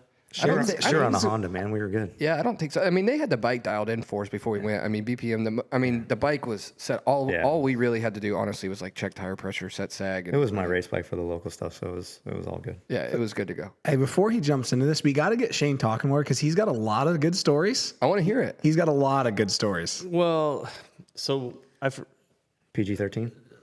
Oh yeah, no, they're all good. But It was when Goose was working for Dunge when I was at Suzuki, and we get all set up at Redbud, and this U-Haul truck rolls up, and they freaking unload this like pristine RM250 with a number 4 on the side. I was like, what the hell's that thing doing here? He had already retired.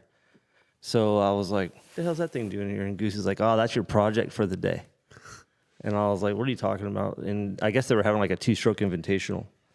And then they're like, yeah, Goose is like, I don't have time to work on that thing. I work for Dunge, it's race day, yeah, you're Carmichael's mechanic today. And I was like, what the hell? And I was like, all right. No pressure. Yeah. So and it wasn't even a national. It was a 2-stroke invitational. But all of this, I started sweating. Still Ricky Carmichael. Yeah. Like I started sweating, and I was like, dude, I hope I don't screw this up. And then that little fool rolls up, and he's like, yo, don't F it up, bud. And I was like, oh, dude. So like, I'm looking over the bike, and the oil. I did the oil and checking every bolt. I'm not trying to hurt the goat. Got to set the sag at 120. This fool goes out first lap of practice, launches Larocco's leap, comes up short, blows both wheels out. And I'm like, did I check the spokes? I was like, I was waiting for him to come in and just be like, dude, what the hell is your problem? Well, that's not on you. I know, but or did I, did the chain break or something? Like when he was going off the lip, and I was like, oh, dude. And he just comes in like nonchalant, like, yeah, bro, I just came up a little short, like whatever. He's like, just put some new wheels on there. He's all, we're gonna go out and win this thing, and I'm like, oh, all right. So I put new wheels on, and he goes out and freaking obviously smokes everybody, and surprise, just smokes everybody, and it was, I don't know, the only time I was a mechanic. Well, I've been a mechanic but not at that level with guys like that, but. He ends up winning it, and then let's just jump in with Ricky today. Yeah, dude, and that guy was and then he gives me the trophy. He's like, I don't care about this piece of crap, Yeah, he didn't want to take it back. Yeah, he gives me the trophy, and I still have it to this day or whatever. But it was just funny. But dude, I was nervous all day, and it was just for fun. Man, I remember mechanicking. I think we were at Redbud, and I think I was mechanicking for either Cole Siebler or Doug DeHaan. Like they were on that team. And Ricky would come by, and I swear he was going like 7 miles per hour faster than anyone, like at all times. It was just so unbelievable to see when those guys were in their prime. Yeah. I mean, I remember we were standing on the track when James jumped on Ricky at Unadilla. Yeah. Like we were like 2 corners away. Like I was there that day. That's the best video ever. To The see highlights from that race. Yeah, but I mean, those guys are like a minute ahead of everyone else. Yeah. Oh, like dude. when those guys were in their prime. That's a like, different level, man. Insane. That's a different level. Absolutely It's like insane. It's like when people talk about Tiger Woods now. It's like, man, I'd love to play Tiger when he's in his prime. And you're like, no, you don't. Yeah. It's kind of like, I'd love to race Ricky when he's in his prime. No, you don't. Yeah. Like, Ricky, dude, 10 years in a row of never losing a motocross title. Yeah. Like it's unfathomable to think of, like how good that dude was. He was insane. But it still is. And I still want to be a part of the trips. Shane and I, you called Goose the other day. I did. You know those like adventure rides that he's been doing? Yeah. Like on the Triumph like touring bike or whatever? I want to do one of those. We should get a group together, a Florida group, and come up. Goose already said he would do it. And then I would absolutely. another nervous situation. 100%. Yeah. I think Ronnie remembers this, but like then I all of a sudden became a suspension guy for Chad Reed. And that was probably a pretty easy job. He's not Dude, very that's picky one at all, job. right? Not at all. I don't even know how the hell that happened. Just one day I was working on the track, and now I'm a suspension guy. You'd have to pay a lot of money to be his suspension Flying guy. into the races with all the suspension, and this guy's out riding my stuff. I mean, Bones from Pro Circuit helped me a little bit, but like, what the hell am I doing? This fool's out racing Supercross on my suspension. Yeah. And I'm not Tell even a me about suspension this. guy. Yeah. Like, Pull it all apart, change the shim, bro. nerve wracking. It's because you have no way to say no. I just do what it takes, I guess. I don't know. He doesn't believe in changing clickers, does he? No. No. No, what's a clicker? Right. What do you mean? What's he set him at? Like, does he just set it like right? change everything. Let's just put it in the middle. Like 12 and 12 and let's run it? Dude, I can't remember. I mean, dude, everything got written down. I was trying to be professional about it for sure. It's trying. But You get yourself in some good I don't situations. understand how I get myself in those situations. I'm just like, it's weird. Yeah. But you do. But I pretend I know what I'm doing. Yeah, and fake it till you make it. I fake it till I make it. And then, Did he like it? I mean, No. Never. Does he ever like it? It wasn't I mean, obviously I'm assembling, disassembling, changing oil heights, this and that, but like I wasn't doing shim stacks or anything like that. But like sometimes it was good. It was really good at the property, and then on race day it was terrible. Yeah. So, but yeah. It's not even the same though. It's like not the same dirt. It's not that, like nothing is the same. Oh, we all know that. The chassis is so different. Like it's just we all know that. Well, Pinecone, I want to finish up on that Supercross thing. We did Daytona. That was fun to get through that. Did you do any other Supercrosses outside of Daytona? No, that was the one and only, I think, for that year. And that was kind of towards the end of my racing anyway. I did Sponsors Cup, wrapped that up, and then went on and got a career in home building. Yeah.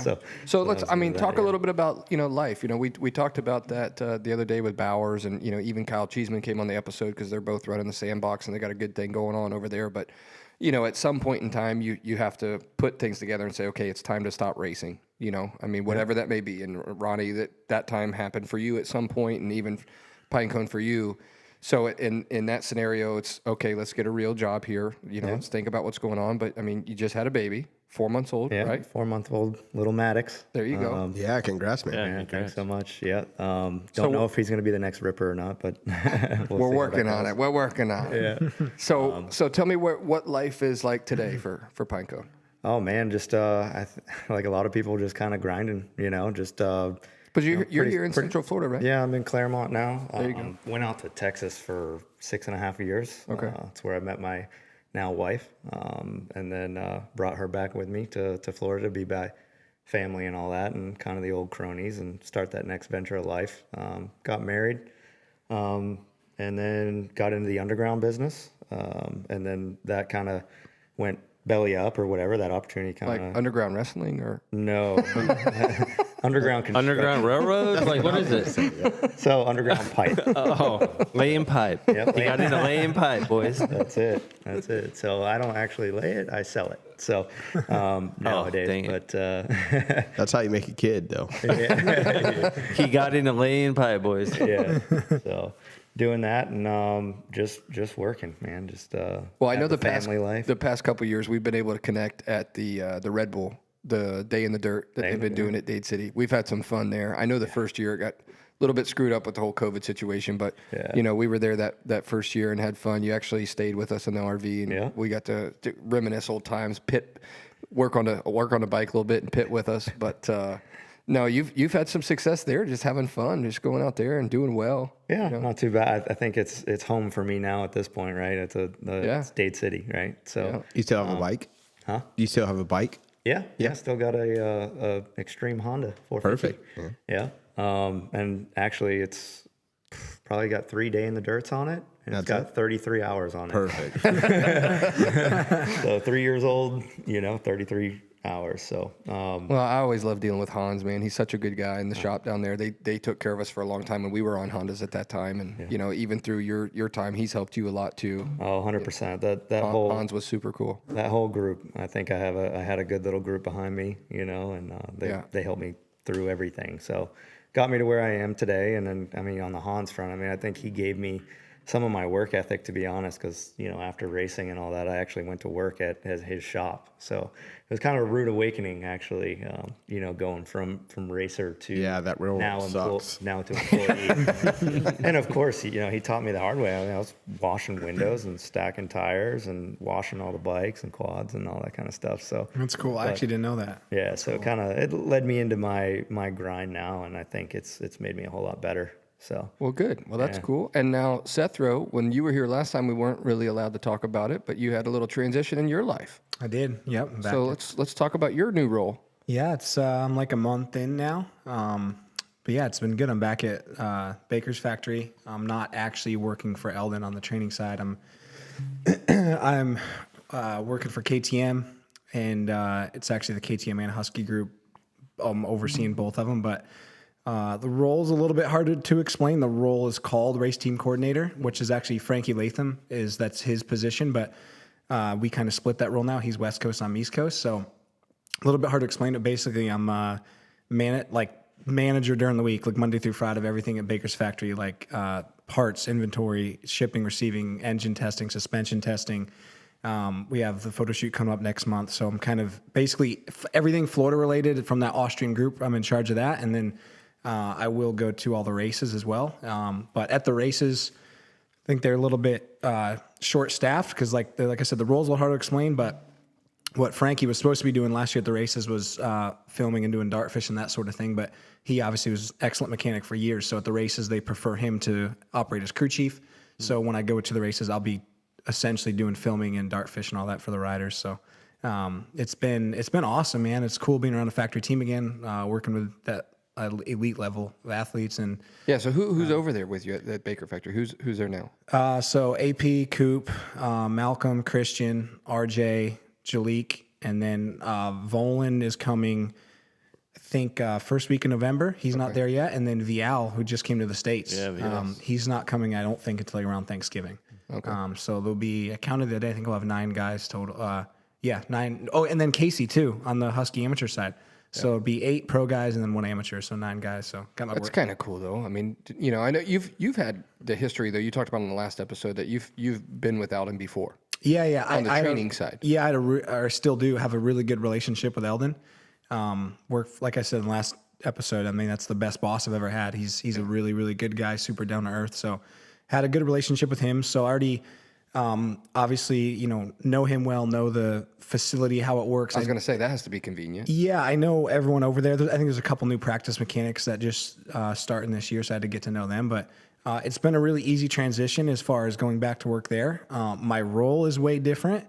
It's So are you supposed to be responsible for the daily operation of all these guys? Yes. So that's I don't want to say caught me off guard, but when I was talking about in the last episode, when I got the opportunity to manage Star, that was the first 2 weeks there were a little bit overwhelming, but I kind of expected that, then I got into the flow of it, but it was a lot of work. This role, I wasn't sure what the day-to-day was going to look like. My biggest fear, to be honest with you, was to show up and kind of like twiddle my thumbs, like, okay, what do I do? Have to, try to look busy. I hate doing that. You know what I mean? So that was kind of, I didn't know really how it was going to go. Yeah. And within 2 hours on the first day that I was there, I was like, wow, this is just like managing Star. It's just the difference is Monday through Friday, not on Saturdays. It's working, but it's not the stress or pressure. But KTM, I'm sure, would certainly send you schedules and things that you need to get coordinated, and they're a professional outfit. So yeah, well, that's opened my eyes huge because it's way different than Star. I don't know how to explain this, but like everyone Star is factory Yamaha obviously now, and it's the results speak for themselves, right? It's an amazing team, but they're pretty short staffed. There's not a person for every single position. When it comes to when I was working there, we were in California at the shop. There's not a guy doing inventory. There's kind of, when you're the manager, you kind of oversee everything, every single department. Where KTM, there's literally a person for every single job. And even on the part side, it's obviously a factory team. So the other day I'm going through just front brake levers and open the drawer. Okay, we got 16 front brake levers. Wait, no, we don't. We got 2 factory, 2 machine, 14 stock. And it's like, okay, what guys on what? So I've been having to make spreadsheets with spec sheets of everything from, tire choices to lever choices. And then obviously the big stuff in between that for each guy. So that's a lot. It's been a lot. Yeah. It's been a lot of guys too. Yeah. Yeah. It's like I said, I'm don't come to Future MX. Skeleton crew. Hey, we're just spreadsheets. RJ. Yeah, it's on a notepad somewhere. What's Excel? What do you think about Vial? Has he ridden Supercross before? Yeah, but he's in California. I haven't even met Vial yet. Okay, he won't come. He won't come here until I think Thanksgiving or the week before Thanksgiving. Brownie just went out last week to meet him and kind of get familiar with him. So, but I've seen videos of him riding. He looks good, but I don't even know him honestly. But right, I think so. RJ Hampshire, he was like my amateur guy, and then when he went to he was all the way up. He was with me all the way until he went to Factory Connection FC. So RJ and I have a great relationship, and we constantly talk about the bike, and quite frankly, how much he hated the bike last year. Yeah, I don't think that was a big secret. Yeah. So obviously, now he says it's gotten so much better. Yep. Do you know the changes that they've made or what they're kind of going through to make it better? Yeah, I got a lot. He was actually in California this past week. Yep. Tested a lot out there. Got the bike even way better than I think when he first became a lot happier with it was no coincidence when he won Budds Creek. Yeah. Even since then, they made a lot more changes specifically this week. So there is a lot on the, I can't say exactly what it is, but on the geometry side, the chassis wise, basically, stuff. was the biggest changes. And then on his side too, obviously he's on a 250, the engine, which a lot of that has to do with not really the engine, but the electrical side of it too. So, okay, gotcha. but yeah, I was actually just with him yesterday, so he's really stoked after this past week. And this week, tomorrow, actually, boot camp starts. So yeah, nice. So I have a question. Seth, you being, team manager for Star and now helping out the Austrian group, why is everyone so secretive? When they say they make a change, why can't we say, hey, we changed the knuckle. We changed some linkage. We went 4 clicks stiffer on the compression side. No one talks about that. Right. They just say, oh, we made a change. Because everyone's doing it. Everyone knows what everyone's doing. Yeah. Why don't we get more in depth with these teams and talking about it? Because all these people, they want to know. Well, and honestly, that's one of the reasons why we have this podcast right now is that I want to be as open as possible, whether it's talking about the financial side, talking about the bike, what are we doing, what are we changing, who are we training with, what are we doing suspension-wise, even with you, Ronnie, coming on the episode and talking about things that we did. I mean, this week you spent hours out at the compound testing with Aiden. I mean, I don't mind talking about it, because that's what people do want to know. But I think as far as Seth and what Ronnie's question is here, it's almost like industry standard to just be secretive. Like we can't talk about contracts. We can't talk about, budgets. We can't talk about rider salary. We can't talk about bikes. I mean, the one, this is not to get off subject, but the one that bothers me is no one talks about their injuries when they're 100%. I don't understand that. Everyone's always hurt. Everyone's always has something hurt. Yeah. And no one will talk about it. Yeah, I don't understand that. But Ronnie, to go to your question, maybe there's things that are going on that shouldn't be going on. Could be. Okay, tell us about it. We want to know, man. No, you can't. Why not? What is it going to hurt? It hurts a lot. It hurts a lot. I mean, you have to understand that there's integrity of the team, and the factory. Yeah. That their persona or whatever they're perceived as. This huge conglomerate. Yeah, I get it, but okay, but look at the changes that Yamaha went through. Yamaha factory, they were struggling. Then it went to Star. Now it's like the best 450 out there, right? And that's because they were able to go in and change a lot of things that they weren't able to do at the factory, right? Well, all that's public knowledge, right? I can answer that. You'd be surprised. You said they changed a lot of things. It's actually the opposite. They actually just started with a stock platform. Right. So I was around the fact when it wasn't Star as well. When I think it was Coop and Chad the first year, and then Coop and Barsha the second year. When it was just straight factory Yamaha. I think they're trying to reinvent the wheel a little bit. So what would make it so bad? Can we talk about that? Would they just go so far in one direction? I mean, I don't have an answer for you, but I have a theory. Snowball effect. Like you start making one change and that just leads to more and more changes in the wrong direction. Rabbit hole. Yeah. I mean, my theory is, and I was way younger and a lot more inexperienced at the time, but I was working with I was working for Swanee with the Star or at the Star team in 2016. It would have been. That was the year Coop won everything on the 250, and then he got the factory Yamaha ride. And his first day on the factory Yamaha, or actually, we back up a little bit. Off season 2015, he went to AUS-X Open and raced a 450 there and won. And it was a stock 450 suspension and pipe. That was it. A year later, and he loved the bike, by the way. A year later, he gets on the factory team. First day he rides that thing, it's not a Yamaha 450. He's like, "Where's my bike?" It's like it's like a UFO. Yeah. So, and I mean, this is just a theory or opinion or whatever. I think it's best, especially nowadays, man. The bikes are so damn good off the dealership floor. I always think it's best to, especially when you got someone who's never ridden that bike, that engine displacement or that brand, whatever. I really think it's best to start at a stock platform and build from there. Make one change at a time. So, I think a lot of guys or teams they just try and reinvent the wheel. Yeah. Honestly, Yep. Yeah, for sure. They try to, and it depends on who's involved too. Yeah, and that The people that are in place, not outside the rider, like Well, they could be going in the complete opposite direction of what the rider the feeling that they're trying to achieve. Mm-hmm. Well, look at Roxon at RCH that year, right? They started with a stock bike, right, and then built that up. Yeah. And that was the best bike out there. We had Bogle on the show, and he was talking about that RCH bike was probably his best bike. Yep. So what's the information you want to hear? I just want to hear the changes that they're making. When the guys say, "Hey, we made a change," Yeah. tell us, "Hey, the rebound was too quick." Oh, so you want the specifics, not the Yeah. secrets. But you get that. They just say, "Oh, we made a change." Yeah, the podium interviews. We made some changes to the bike. It's way better. Well, what'd you change? Right. What did you change? That's what I get Yeah. it. Like we NASCAR, went from they a go- 5.0 to a 4.9 spring or something. Correct. Right. Just something a little bit more detailed than just being so vague. Yeah.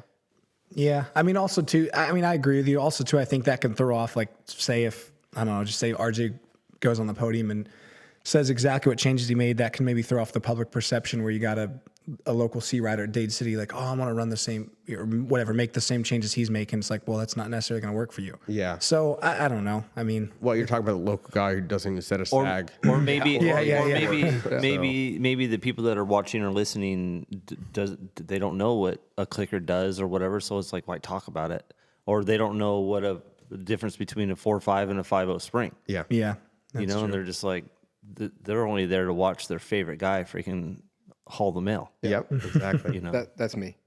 That would be me. Yeah. Same at this point. So I mean, going through here, you're with KTM Group now. You're back over there at the Baker Factory, which is an awesome facility in Claremont, not far from you, Pinecone. No, not too far. I actually had the pleasure of getting invited to go and watch the boys one afternoon. Bo Parton, I think Bo Dirty. Oh yeah, we talked a little bit about maybe having him on here as Oh, well. I want him to come on too, man. We were talking. Actually, Monk and I were talking when we were doing some testing at the Supercross or at the 83 compound with the suspension, and we talked about you and Sethro, Bo Dirty, and Bear Dog. Talked about bringing Bear Dog. I actually reached out to him too, and I want to bring them on. That's what's fun about it, man. Come back. Let's do those throwback stories. Let's talk about some funny incidences that happened and all this time that we've had involved with it. Right. So I got to go out there and see those guys ride and see this facility, and it was just unreal. It's multiple buildings and just Perfect grass. oh, it's just it's heaven for sure. It is. It's for motocross. a nice. And Alden, honestly, he was a really nice guy. Like sometimes you don't hear the nicest things or whatever. It Yeah. might be a hard ass, whatever. But he was awesome. Very inviting. He showed us around the whole place, took us a little ride, around the facility, and it was absolutely awesome. So yeah. He works his butt off out there too. To keep it nice. he's passionate about it. And Yeah. you can 100% tell that. Obviously, he's been in it for a long time, but Yeah, no, he's a good dude. so. Come on, RJ, phone's off. Yeah, phone's off. I don't even know what's ringing there, but I'm not sure what that is. Oh, it's my alarm going off. It's telling me I need another cold beer. Cold brew conversation. Cold brew conversations. Yeah, we're going to put another one of those out too. And that's what's cool about, this whole thing, kind of growing the podcast, growing the YouTube channel. We just started the YouTube channel like 10 days ago or something, 2 weeks, and trying to get some of those videos up. We just did the cold brew conversation about bringing the semi truck back. We talked about in the last episode. We're going to do another one of those this week, cold brew conversation. But, it's cool with the different things that we have coming at the moment. We talked about coming back to Dade City this weekend, bringing the semi there for the pumpkin race, the costume contest. I know Randy told me that Jet and Ronnie Renner are coming to be the costume judges. We talked about that a little bit earlier, so we do intend to be there. Hopefully everybody can come out and see the rig and get to support us, and we'll do a raffle. We'll probably not even a raffle. We'll just do some giveaways. Just some team giveaways, whether it's a swag pack or maybe a OGO 9800 bag or something. We've got some really cool people in our corner to try and give away some neat stuff. So we'll do some giveaways. We'll make the requirement there where you have to follow us on Instagram. You have to subscribe to us on YouTube to be able to enter into that. So we'll get the details of that out here very shortly, sometime this week between now and that race. But hopefully get as many, people out there that can come. It's going to be a fun night and a lot of different things going. And I know the semi, they said that it was 75% done on the trailer on Friday. Hopefully they get that wrapped up this week so we can get it there in time. But, we've got a lot of things happening as far as the team goes. I mean, there's multiple phone calls that happen every day, emails, sponsors, contracts that are being rewritten and redone right now that are all supposed to come out. We've got some big news coming, a major change for the team that'll happen November 1st. Unfortunately, just, going to Ronnie's point, you can't talk about it right now. I have an idea. We should put Aiden in a kissing booth. $1 a kiss. I'm sure his girlfriend will be really happy with that. Raise some money. We should put Seth in one. Oh. He's got a girlfriend. Yeah, I'm sure Sid would be stoked. I'm too old and washed up for that, and married and kids. No, I mean, there's a lot of things happening and going on, though. Some changes, that go through this whole October time. And I mean, I don't know, Seth, like with your career, was it kind of like the same time? I mean, this little bit of an off season here, and I mean, even my racing career, or yeah. I mean, it's just kind of my racing career. I never had to worry about contract. Well, I guess 1 year in Canada, but other than that, no.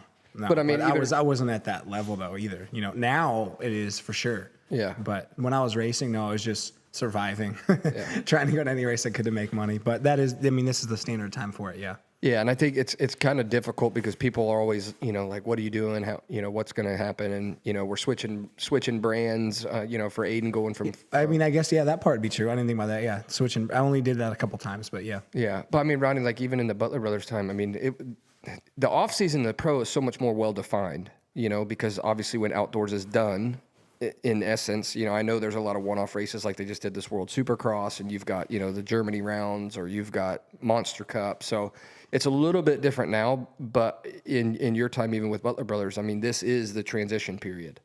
Yeah, I mean, of course, for everyone, right? So basically it just goes down to, with the level, even like what Seth was talking about, it's like, who can you get support from? Right. And same thing with you guys. If you can get some better support, like all these bikes are so good these days. Yeah. And I mean, that's the thing that I try and go back to the most is to respect the people that have helped us, the people that have done stuff for us, whether it's a previous brand, like Aiden, for example, with KTM. Love the bike. It was a great bike. I mean, we had a good bike, and, went to Loretta's and had honestly a rocket ship of a bike, with the people that were helping us, and TLR was doing our motor. At that time, AEO was doing our suspension. They did good stuff. I mean, there's nothing, I'm not knocking them whatsoever, but to go to your point, and I think, Seth too, with what you're talking about, when you're a privateer, I mean, and even for us being a privateer team, I mean, we pay for everything. So without having someone that's fully supporting or a factory, backing, then we have to go with whatever the best deal is for us. I mean, it really boils down to budget. And when your income is limited and you've got all these expenses, if you have any opportunity to reduce those expenses, that's what we're trying to do. So I do fully appreciate everybody. But in the amateur world, you have the AMA majors, which there's only 4 of them. The AMA majors pretty much start at Minios. And then you have the Daytona, which is an AMA major. You have Freestone as an AMA major, and then Loretta's. So in most classes, like your guys always change after Loretta's. They're going to go into their new class starting at Minios. That's kind of the season for us. So even our rider contracts, and again, I'm here to talk about it, be as open as I can, but our rider contracts start November 1st, and our rider contracts end at the end of September.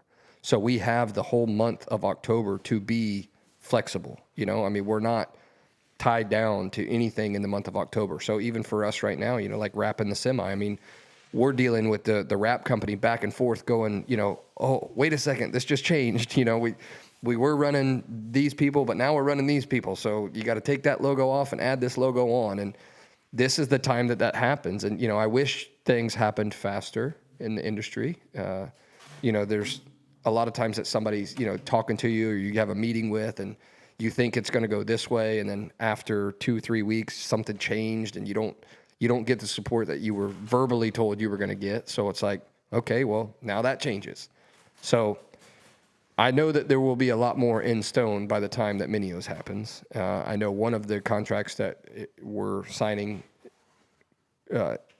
now, I guess you would say, will be public November 1st. So we'll talk about some of that stuff when that episode comes on, but just, again, trying to get as many people involved as we can. It's an expensive sport. I mean, everything about it's expensive, and trying to get people that want some type of exposure. If we can try and help either sell a product or promote a product or get somebody, that's pushing in your direction. I mean, if you're a business owner or if you've got something going on and you would like to jump in and support the team, we would greatly appreciate having you. And if there's a product or a business that was out there looking, the cool thing for us is it's not just supporting a rider. I mean, as much as we do help the riders and we get to handpick who we help, at the same time, we're trying to create these platforms, whether it's podcasts, the YouTube channel, going out and purchasing a semi. I mean, a semi is truly a rolling billboard. I mean, we're going to put that thing at as many events as we can. And just having that logo on the semi creates exposure. The amount of people that want to see it and take pictures and talk about what's on it. So I'm trying to make that where we have as much exposure as possible for the team in every aspect. So the other thing is that I do know for sure we should get to awning by Minios. Good luck setting that up. Yeah, well, you're going to be there. I was going to say, that's what you're going to be there for.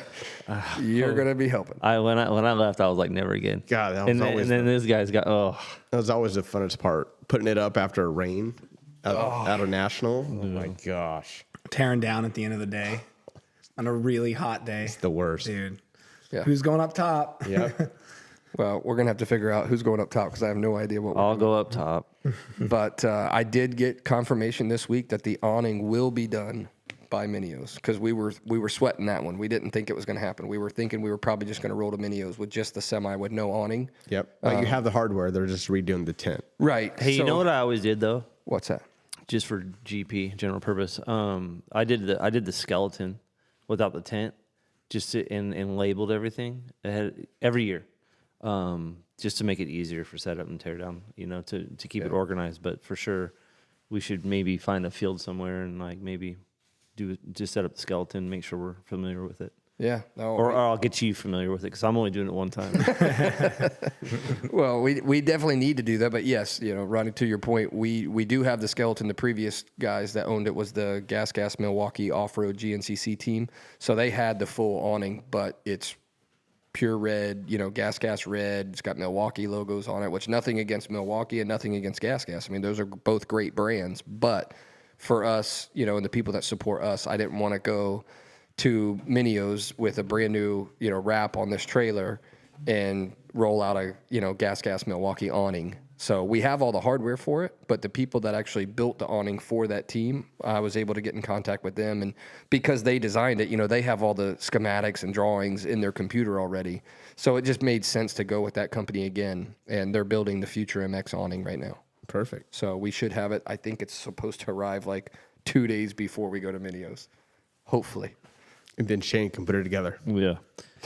I got a question for Ronnie. Did you put gold valves in my 99 Suzuki without telling me? I don't think so. It feels like you did because those forks work sweet. Dude, they were terrible to start. So, I mean, just a little bit of changes can make those things better. All right. I just want to thank you personally. Yeah, man. No problem. I was waiting for the yes, and then he said no. I was like, oh. Yeah. I knew you didn't. I'm just being sarcastic, but they do actually work really. Yeah. You do a good job, Ronnie. Thanks, man. I mean, doing it, this many years, you kind of learn all the tricks of the trade and, a lot of the stuff, I mean, just in the mid-valve portion of your forks, they were so stiff that, it's set up. So you just put a little bit of float in there on the mid-valve size. And I'm solid. I'm good. Thank you. It's way better, so. This is a random question, but what happened to Willie Manning? Is he still around? He's still there, man. Is he? He's still down south, man. He's still rock and rolling. Him and I talk, a couple times a Really? week. So yeah. I remember when I was a little kid or just younger, WMR and then it was WMI that was all of Florida. Yeah. So I didn't know if he's still in it or what. Yeah, he's still in it. He just kind of he fishes a lot, so he just kind of Nice. He's still doing motors and stuff too, but he works out of his house. So he's got he's got a garage, and I think Wes Kane lives at his house too. So can you Wes Kane waking up and being Wes Kane just rolling into the shop. So The announcer voice never goes off. yeah, never, dude, never. That's funny too because Seth all the time, we go back and forth. He's like, remember this guy on this bike on this number, and Yeah. we just bench race all the time, and we go back and think about some of the stuff. Like we were talking earlier this week just about even kind of the story a bit about you, Ronnie. I mean, had some type of involvement with Tampa MX, didn't you? Yep, I owned that for a couple years. Just decided to buy it one day. I was like, wow. Well, that was before did Freeburg own it? Freeburg right? bought it from me. Okay. So me and Mike Floyd, who Floyd is the original guy who started FLMX magazine Before Billy. Billy bought it from him. Yep. So me and Mike have always been good buddies, and I actually worked for him at FLMX for a couple of years. So I would write all the stories, sell all the ads, like the whole deal. See, that's what I asked you. Yeah. Because I remember your name from FLMX, and I was number 612 as well. Sick. Yeah. Yeah. So I mean, years and years of doing that, and so that was right after. But it was East Bay. It was called East Bay, right? Yeah. Yep. So it was. I think the sign still says East Bay. But when was that? It's at East Bay Raceway, which is like a rowdy track. The dirt Is track. that the same location? So I went to, this is probably 06. I went to a track called Sunshine. Nope. Different. But that was in Tampa though, right? That place is gone too. It That place was in St. Pete. It had a drag strip right next to it. In an industrial park, right? Yeah. Yeah. You had to go through the industrial park to get to it, but it had a drag strip right next to it. Remember they had the indoor pit bike track? Yep. I thought, it was a long time ago. That track was sick. I liked it. It was just like Thursday night under the lights or something. Yeah, Tuesday night. Or Tuesday night. Because I would go down for trackside support every Tuesday. I'd go down there. Dade City Thursday.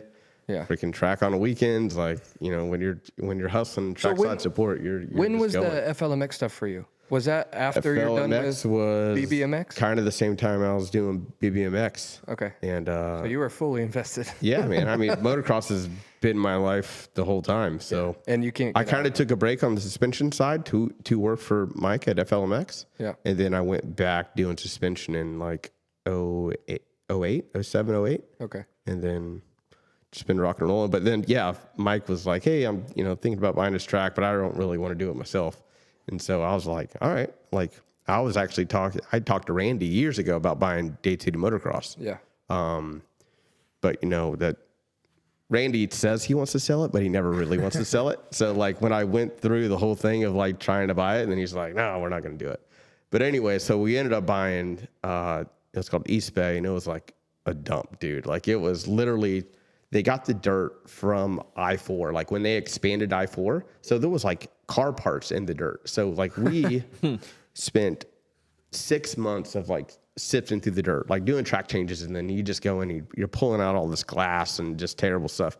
I mean, people would get flat tires. There'd be like 10 flat tires a night. It was like Cardiff Supercross. Yeah. It's like, man, you feel so bad. Like, there's another nail in your tire because our dirt sucks. So, but yeah, man, we did that for 2 or 3 years, and man, it was just too much for me. Like, that's a lot of work. Trying to run a motocross track and a suspension business and trying to raise kids. That's just insane. Yeah, man. Talk about burning the candles on both. Yeah. So I was just like, because it'd be one of those things like you have a shop full of suspension, but there's something that's got to be taking care of the track. And I'm like, I'm just going to go down for 2 hours. And then you're there all day. Yeah. Like, and then they're like, then you're getting backed up and you're getting backed up. So, yeah. That was another place that had some sponsor cup type money class races. Yeah, didn't they have like the what was it, the Tampa MX, like the Open, the Pro Circuit Open or something? Yeah, they still have that. They still do it right before Daytona, right? Yeah. Yeah. That's always a big one. Yep. That was good. But yeah. And Chiz just goes on there and mops up. Oh, yeah, dude. Yeah. So, but I did that for a couple of years. And then Freeburg, he was, transitioning out of, racing pro. And he's like, hey, would y'all be interested in selling it? And I'm like, hell yeah, it's all your money. Absolutely. Yeah. Yep. What was like your portion then, right? Because obviously Mike still involved? I think they sold it now to the Sigismundis. So right. I think they're running it now. But that's right. Yep. I think he's totally out now. But yeah, I mean, you don't realize how much, and amends to Randy for this many years of going strong with it. Yeah. But it's putting in those good people. Yeah. Like a well-ran race team. It's putting in those people, having a good track guy and all your flaggers that show up and medics that show up, like all those things that people don't think about. Then the water truck breaks and something's wrong with the dozer. It's like, it never ends. So many moving parts. Shane knows all about that. I know all about that. Shane was all of the people you just mentioned. I know. At one time, even the paramedic. That's scary. When equipment would break, Shane was in a really good mood. Yeah. That was their biggest thing, was the water truck, man. The water truck. And then, like, okay, so owning a motocross track, people are like, why do y'all raise the prices? You know, you go from 15 to 20 bucks. Right. Dude, to run a track is expensive, man. You got insurance, you got your payment, you got all of this stuff that people don't think about. Yep. You know, you're 15 grand deep every month. It's got to be paid. Right. And then it rains all the time in Florida. So like summertime, you make no money. You're spending money. And then you might make some in the wintertime. Yeah. So like people don't get it. That's why these tracks are shutting down in Florida right now. Well, and I think that kind of goes industry wide, though. I mean, whether you're a track owner or even, you know, hey, let's go start a race team. I mean, you have to find ways to get creative to bring in income because, you know, like you're talking about, labor, insurance, taxes. I mean, that stuff doesn't go away. So we have that every day. And that's why I'm like, we've got to do whatever we can, whether it's selling merchandise or whether it's sponsorship of the show, whether it's sponsorship of the team, whether it's lowering expenses, whether it's somebody coming on board to try and help us because they're a fan of the sport. We can try and get them some type of a ROI, return on investment. I mean, that's all big stuff for us. I mean, I know, you know, Pinecone and I were in a group text earlier this week, and you know, we talked about Bo Parton, and you know, Bo's doing well, and he's got his own thing going. I mean, we wanted him to come on the episode today too with Pinecone to talk about some of those stories too, but. You know, he's in the financial world, and he and I were talking about trying to, you know, get him involved and put his logo on the truck. And I mean, that stuff's huge for us. I mean, people don't understand. I mean, even if it's somebody that's just going to cover the expense of one race. I mean, when you talk about Loretta's and you've got, you know, Carson going, you got Aiden going, you've got mechanics, you've got hotel rooms, you've got entry fees, travel expenses, payroll. I mean, Loretta's was expensive. Dude, people don't understand. They don't get it. It's insane. I cannot believe that my dad kept me racing as long as he did. Yeah. It doesn't make sense. Well, and I mean, It's crazy. That to me is so much of like the sweat equity, you know, I mean, there's so much sweat equity involved in the people that you can never forget, you know, and that's why I'm super grateful. Like, you know, RJ Hampshire and Colin Park came on one of the episodes of the, you know, I think it was episode 3 or something like that, episode 4. And, you know, we helped them when they were younger, but they didn't forget that, you know, and they both came back, and I respect that a lot. I really do. You know, I mean, that goes a long way to me to talk about their character, because just like you're talking about with your dad, if it wasn't for some of those people that are in your corner, you might not be racing that weekend. Yeah, no, not a chance. I mean, and that's the same thing that we get going with now. I mean, we're both fans of it. I mean, obviously we're not in this thing to make any money, because if you look at the past year, Well, Shane, what do they say? If you want to make $1 million with a race team, you start with 5? Yeah, absolutely. Yeah. You got one at the end. Right, that's what I'm 100%. Yeah.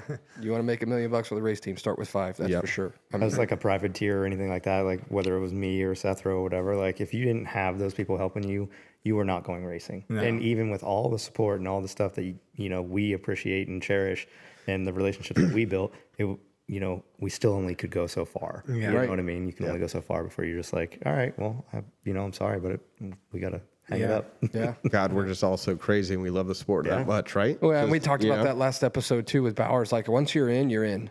You know? Yeah. I mean, I've tried getting out of it a few times. Monk, you did too. You know, you're like, oh, we're gonna get it. We're gonna walk away from. No, No, it ain't happening. No, you're not. You're in it. No, Yeah. you're right back in it. And I mean, it's just trying to get creative right now. And I mean, that's one of the things, like, even for the listeners that are on this episode, I mean, I can't push enough, you know, to like and subscribe. And it's not just saying that because I want you to like our stuff. You know, if you like and subscribe, that builds a following, and that helps us go to a sponsor and talk about how many viewers we have, how many listeners we have. We could talk about return on investment. I mean, if we can push a product, I mean, that stuff matters. So every time someone either texts or emails or calls, you know, about listening to the show or watching it on YouTube, my biggest thing is make sure you subscribe, you know, hit the subscribe button.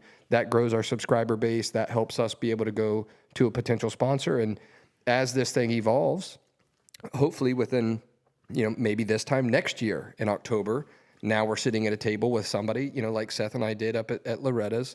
And if we're sitting with somebody, we can say, not only do we have these great riders, but we also have this podcast, this YouTube channel, this semi. I mean, that's where the sport, in my opinion, is going, is the brands are focusing significantly on return on investment. For sure. And it's not good enough anymore to just be a good rider.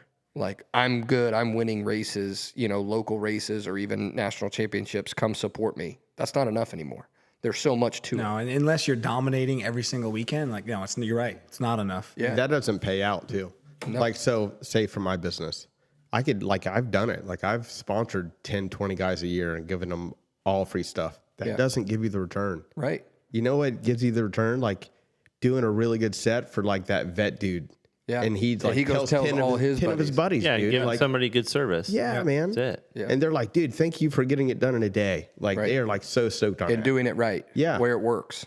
Yeah. I mean, that stuff matters too. And I mean, that's the same thing with this platform, you know? I mean, I want to have the ability to be able to take people with their product and be like, listen, this works, you know, use it, go use it. And if I can send one person over to 612 and they do a full setup on their stuff, then you start to see a return on investment. And that was one of the conversations I had this week with one of our huge sponsors, been with us for a while, and that's Step Up MX, with Troy Downs. And you know, I talked to him on the phone the other day, and the thing for him is that he's like, you know, listen, you got to understand, if I give you X amount of free graphics, that amount of money, the margins in graphics are so small. It's a saturated market. There's plenty of people out there doing it. And I mean, I'm sure he's fine with us talking about this conversation because I'm always very open about stuff like this. But there's so many people building graphics out there right now. Like for him, with the margins on graphics, if he was to give us, let's just say $1,000 worth of free graphics, he would have to sell $10,000 in gross sales to get that margin back on what he gave to us.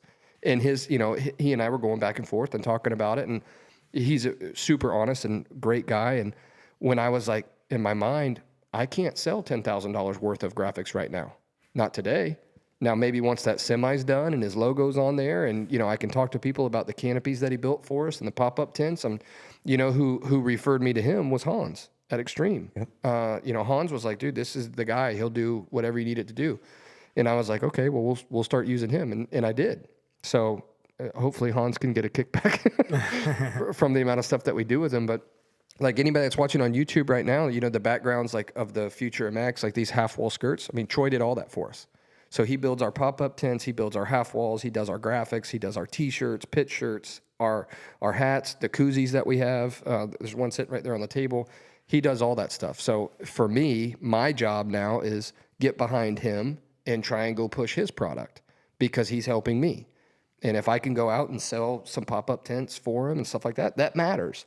And I think that's one thing. Like we talked about doing a ride day, a future motocross ride day, where we have like multiple different segments where the kids can kind of like bounce between different riding coaches and ride. But in between riding, they can come in and have someone like Pooh or even Ronnie talk about, you know, bike prep, bike setup, suspension setup, and have a segment there. And then even on my end, you know, what does a rider contract look like? You know, what does a team want out of somebody? And in today's world, I mean, social media is a big player. You know, I mean, if you can go out and win as much race as you want to, but if you're not putting up something about the team and building our brand, you know, then we don't want you. A good example of that's Dean Wilson. I think he's huge. He's the best at it right He's now. huge. He makes me want to buy grass so bad. I'm serious. Like I want to call the grass liquidators and be like, I'm not gonna lie. I've give me seen some that grass. too and been like, man, that looks great. it does. Oh, it's He great. just like lays on it, and it's like I'm like, he Ronnie, looks so Ronnie comfortable. has some. I have that at my house. All See? around my pool is a putting green, and it's fantastic. Yeah. But I mean, You know, it never has to be cut. But to his point, Content. to RJ's point, it's not just about being a good rider. The companies that these kids are riding for want them to promote. Yeah, 100%. Part of it. It's all Look about at him. content. I mean, he constantly has a ride, right? Yeah, I was going to say, like, obviously, like, Eli this year is that's totally different ballpark. He won everything, right? If you're not Eli, okay, if you're Dean and you're, you know, 7th to 10th every weekend and you're, I don't know, just pick another guy, 7th to 10th every weekend. Yeah. If you're a sponsor. Well, look at who are you Savachi, gonna right? Pick, right? Savachi's, you know, he's rideless right now. yeah. You know, Which is crazy and to he me. is so good. Dude, like, he is so good. Yeah. like he's phenomenal. He just won this weekend. Yep. You know, and he's not far off Roxon. Like obviously Roxon was the best guy there. Okay, but he is so good, and that guy he's hoping for someone to get hurt. Like he said it on Mathis's podcast the other day. He's waiting for someone to get hurt so he can fill in. Yeah. Yeah, it's crazy to me that I got to work with Joey this past year, and I never really knew him before this past year. But him not having a ride is like, dude, I don't get it. Well, and the other side of that too, though, is you look at someone like RJ, which I know you're with him right now at Alden's, but Keen Buildings has been behind him forever. And I think DJ Mack works for Keen now. And, you know, he's constantly going back to these people that help him. And I mean, Keen Buildings is like storage sheds or portable buildings or whatever it may be. But that's the kind of stuff that these people want to get behind. Because if by RJ putting that online makes 3 to 5 sales, it's worth it. And that's what I'm learning more. And again, I think I talked about it on the last episode. Carson Wood was in here, and I was talking to Carson's dad, Chris, which, he and I have gotten to be a lot closer over the past year. And, you can listen to that episode, and I explained it. But one of the things, talking to him was like, we're learning, we're growing every year. We've only been doing this for 1 year right now. This is coming into our second season. So for me, trying to learn some of that side, I mean, at first I was kind of like, man, we've got these guys that are doing this well at these races, and we're going to have a semi. Why are we not getting any support? But until you actually get and sit down with that sponsor and they explain to you, it's not just about results anymore. Yeah. I mean, there's so much more to it. I mean, these companies, these big brands, whether it's Fox or Oakley, whoever, they have paid positions where all that job title is like social media management. Yep. Where there's a person who sits at a desk and watches what their athletes put online. And if there's an opportunity for me to go sponsor somebody, like you're talking about with Dean Wilson, great example.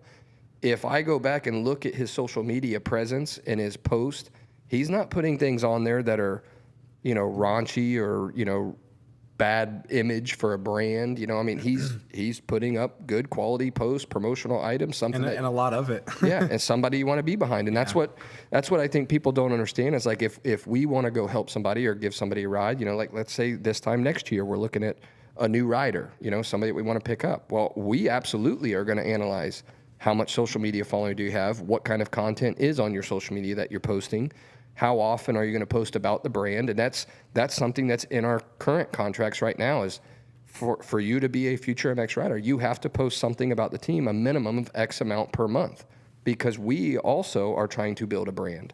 So if they have a big social media following, that helps. For sure. So, I mean, all that stuff kind of goes hand in hand. And well, I think you're doing a great job with this radio show.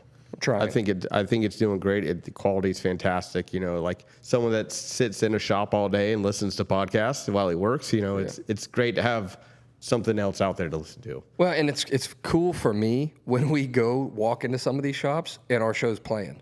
Oh, nice. Yeah, we went into the 83 the other day, and Ronnie Adams, Drew's dad, had our show playing on his Bluetooth speaker inside the shop. And I'm like, man, that's cool. That is cool. To be able to have the stuff playing. And I mean, we get random texts that come out, like even, Pinecone and I were talking the other day. We were in a group text with Bo Parton, and Bo openly said in the text, he's like, I really love the show. It's great, great things. And it's refreshing to hear that stuff.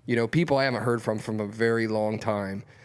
Obviously, Ronnie, we've been in the Dade City game, and I had the iMoto stuff back in that time, and we were announcing together. So we knew quite a bit of people from announcing and doing interviews. And, even the picture up there on the wall right by the door with Colin Park when he was on a 50. That's a CRF 50. I think we came up with that was probably like 07, 08. So, you've got that 15-year run of knowing the people and being in the sport, but then you get the random text from somebody like that, and they're like, hey, man, we listen to the show. It's awesome. That's great. I got people texting me from California. That's huge. Yeah. I mean, that's I got homework for Seth. You got homework? Yeah, since he's out there at Outlands, I want our show broadcasted throughout the shop during the week. All right, yeah. I'll get it. I mean, you're a second-time guest. Like, you should want to listen to yourself while you're working. Who's fast out there? I won't choose one with me on. I can't do that. It's weird, huh? Right? Yeah, I can't listen to myself. That's weird. So give us some details. Who's going fast out there right now? How's Craig look on the new bike? I was gonna say Christian's incredible. He's just picture perfect to watch. Yeah, right? yeah. He looks incredible right now. Which he always, not saying this in a negative way, but practice he's always amazing.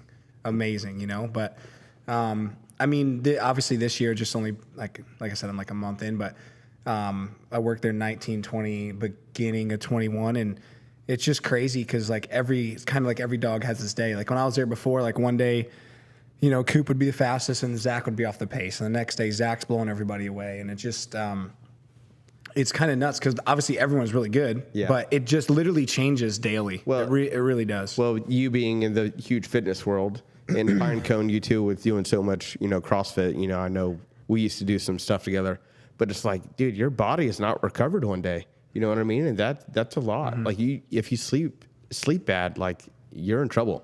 Like if you drink 14, Rockstar vodkas last night, you're in trouble.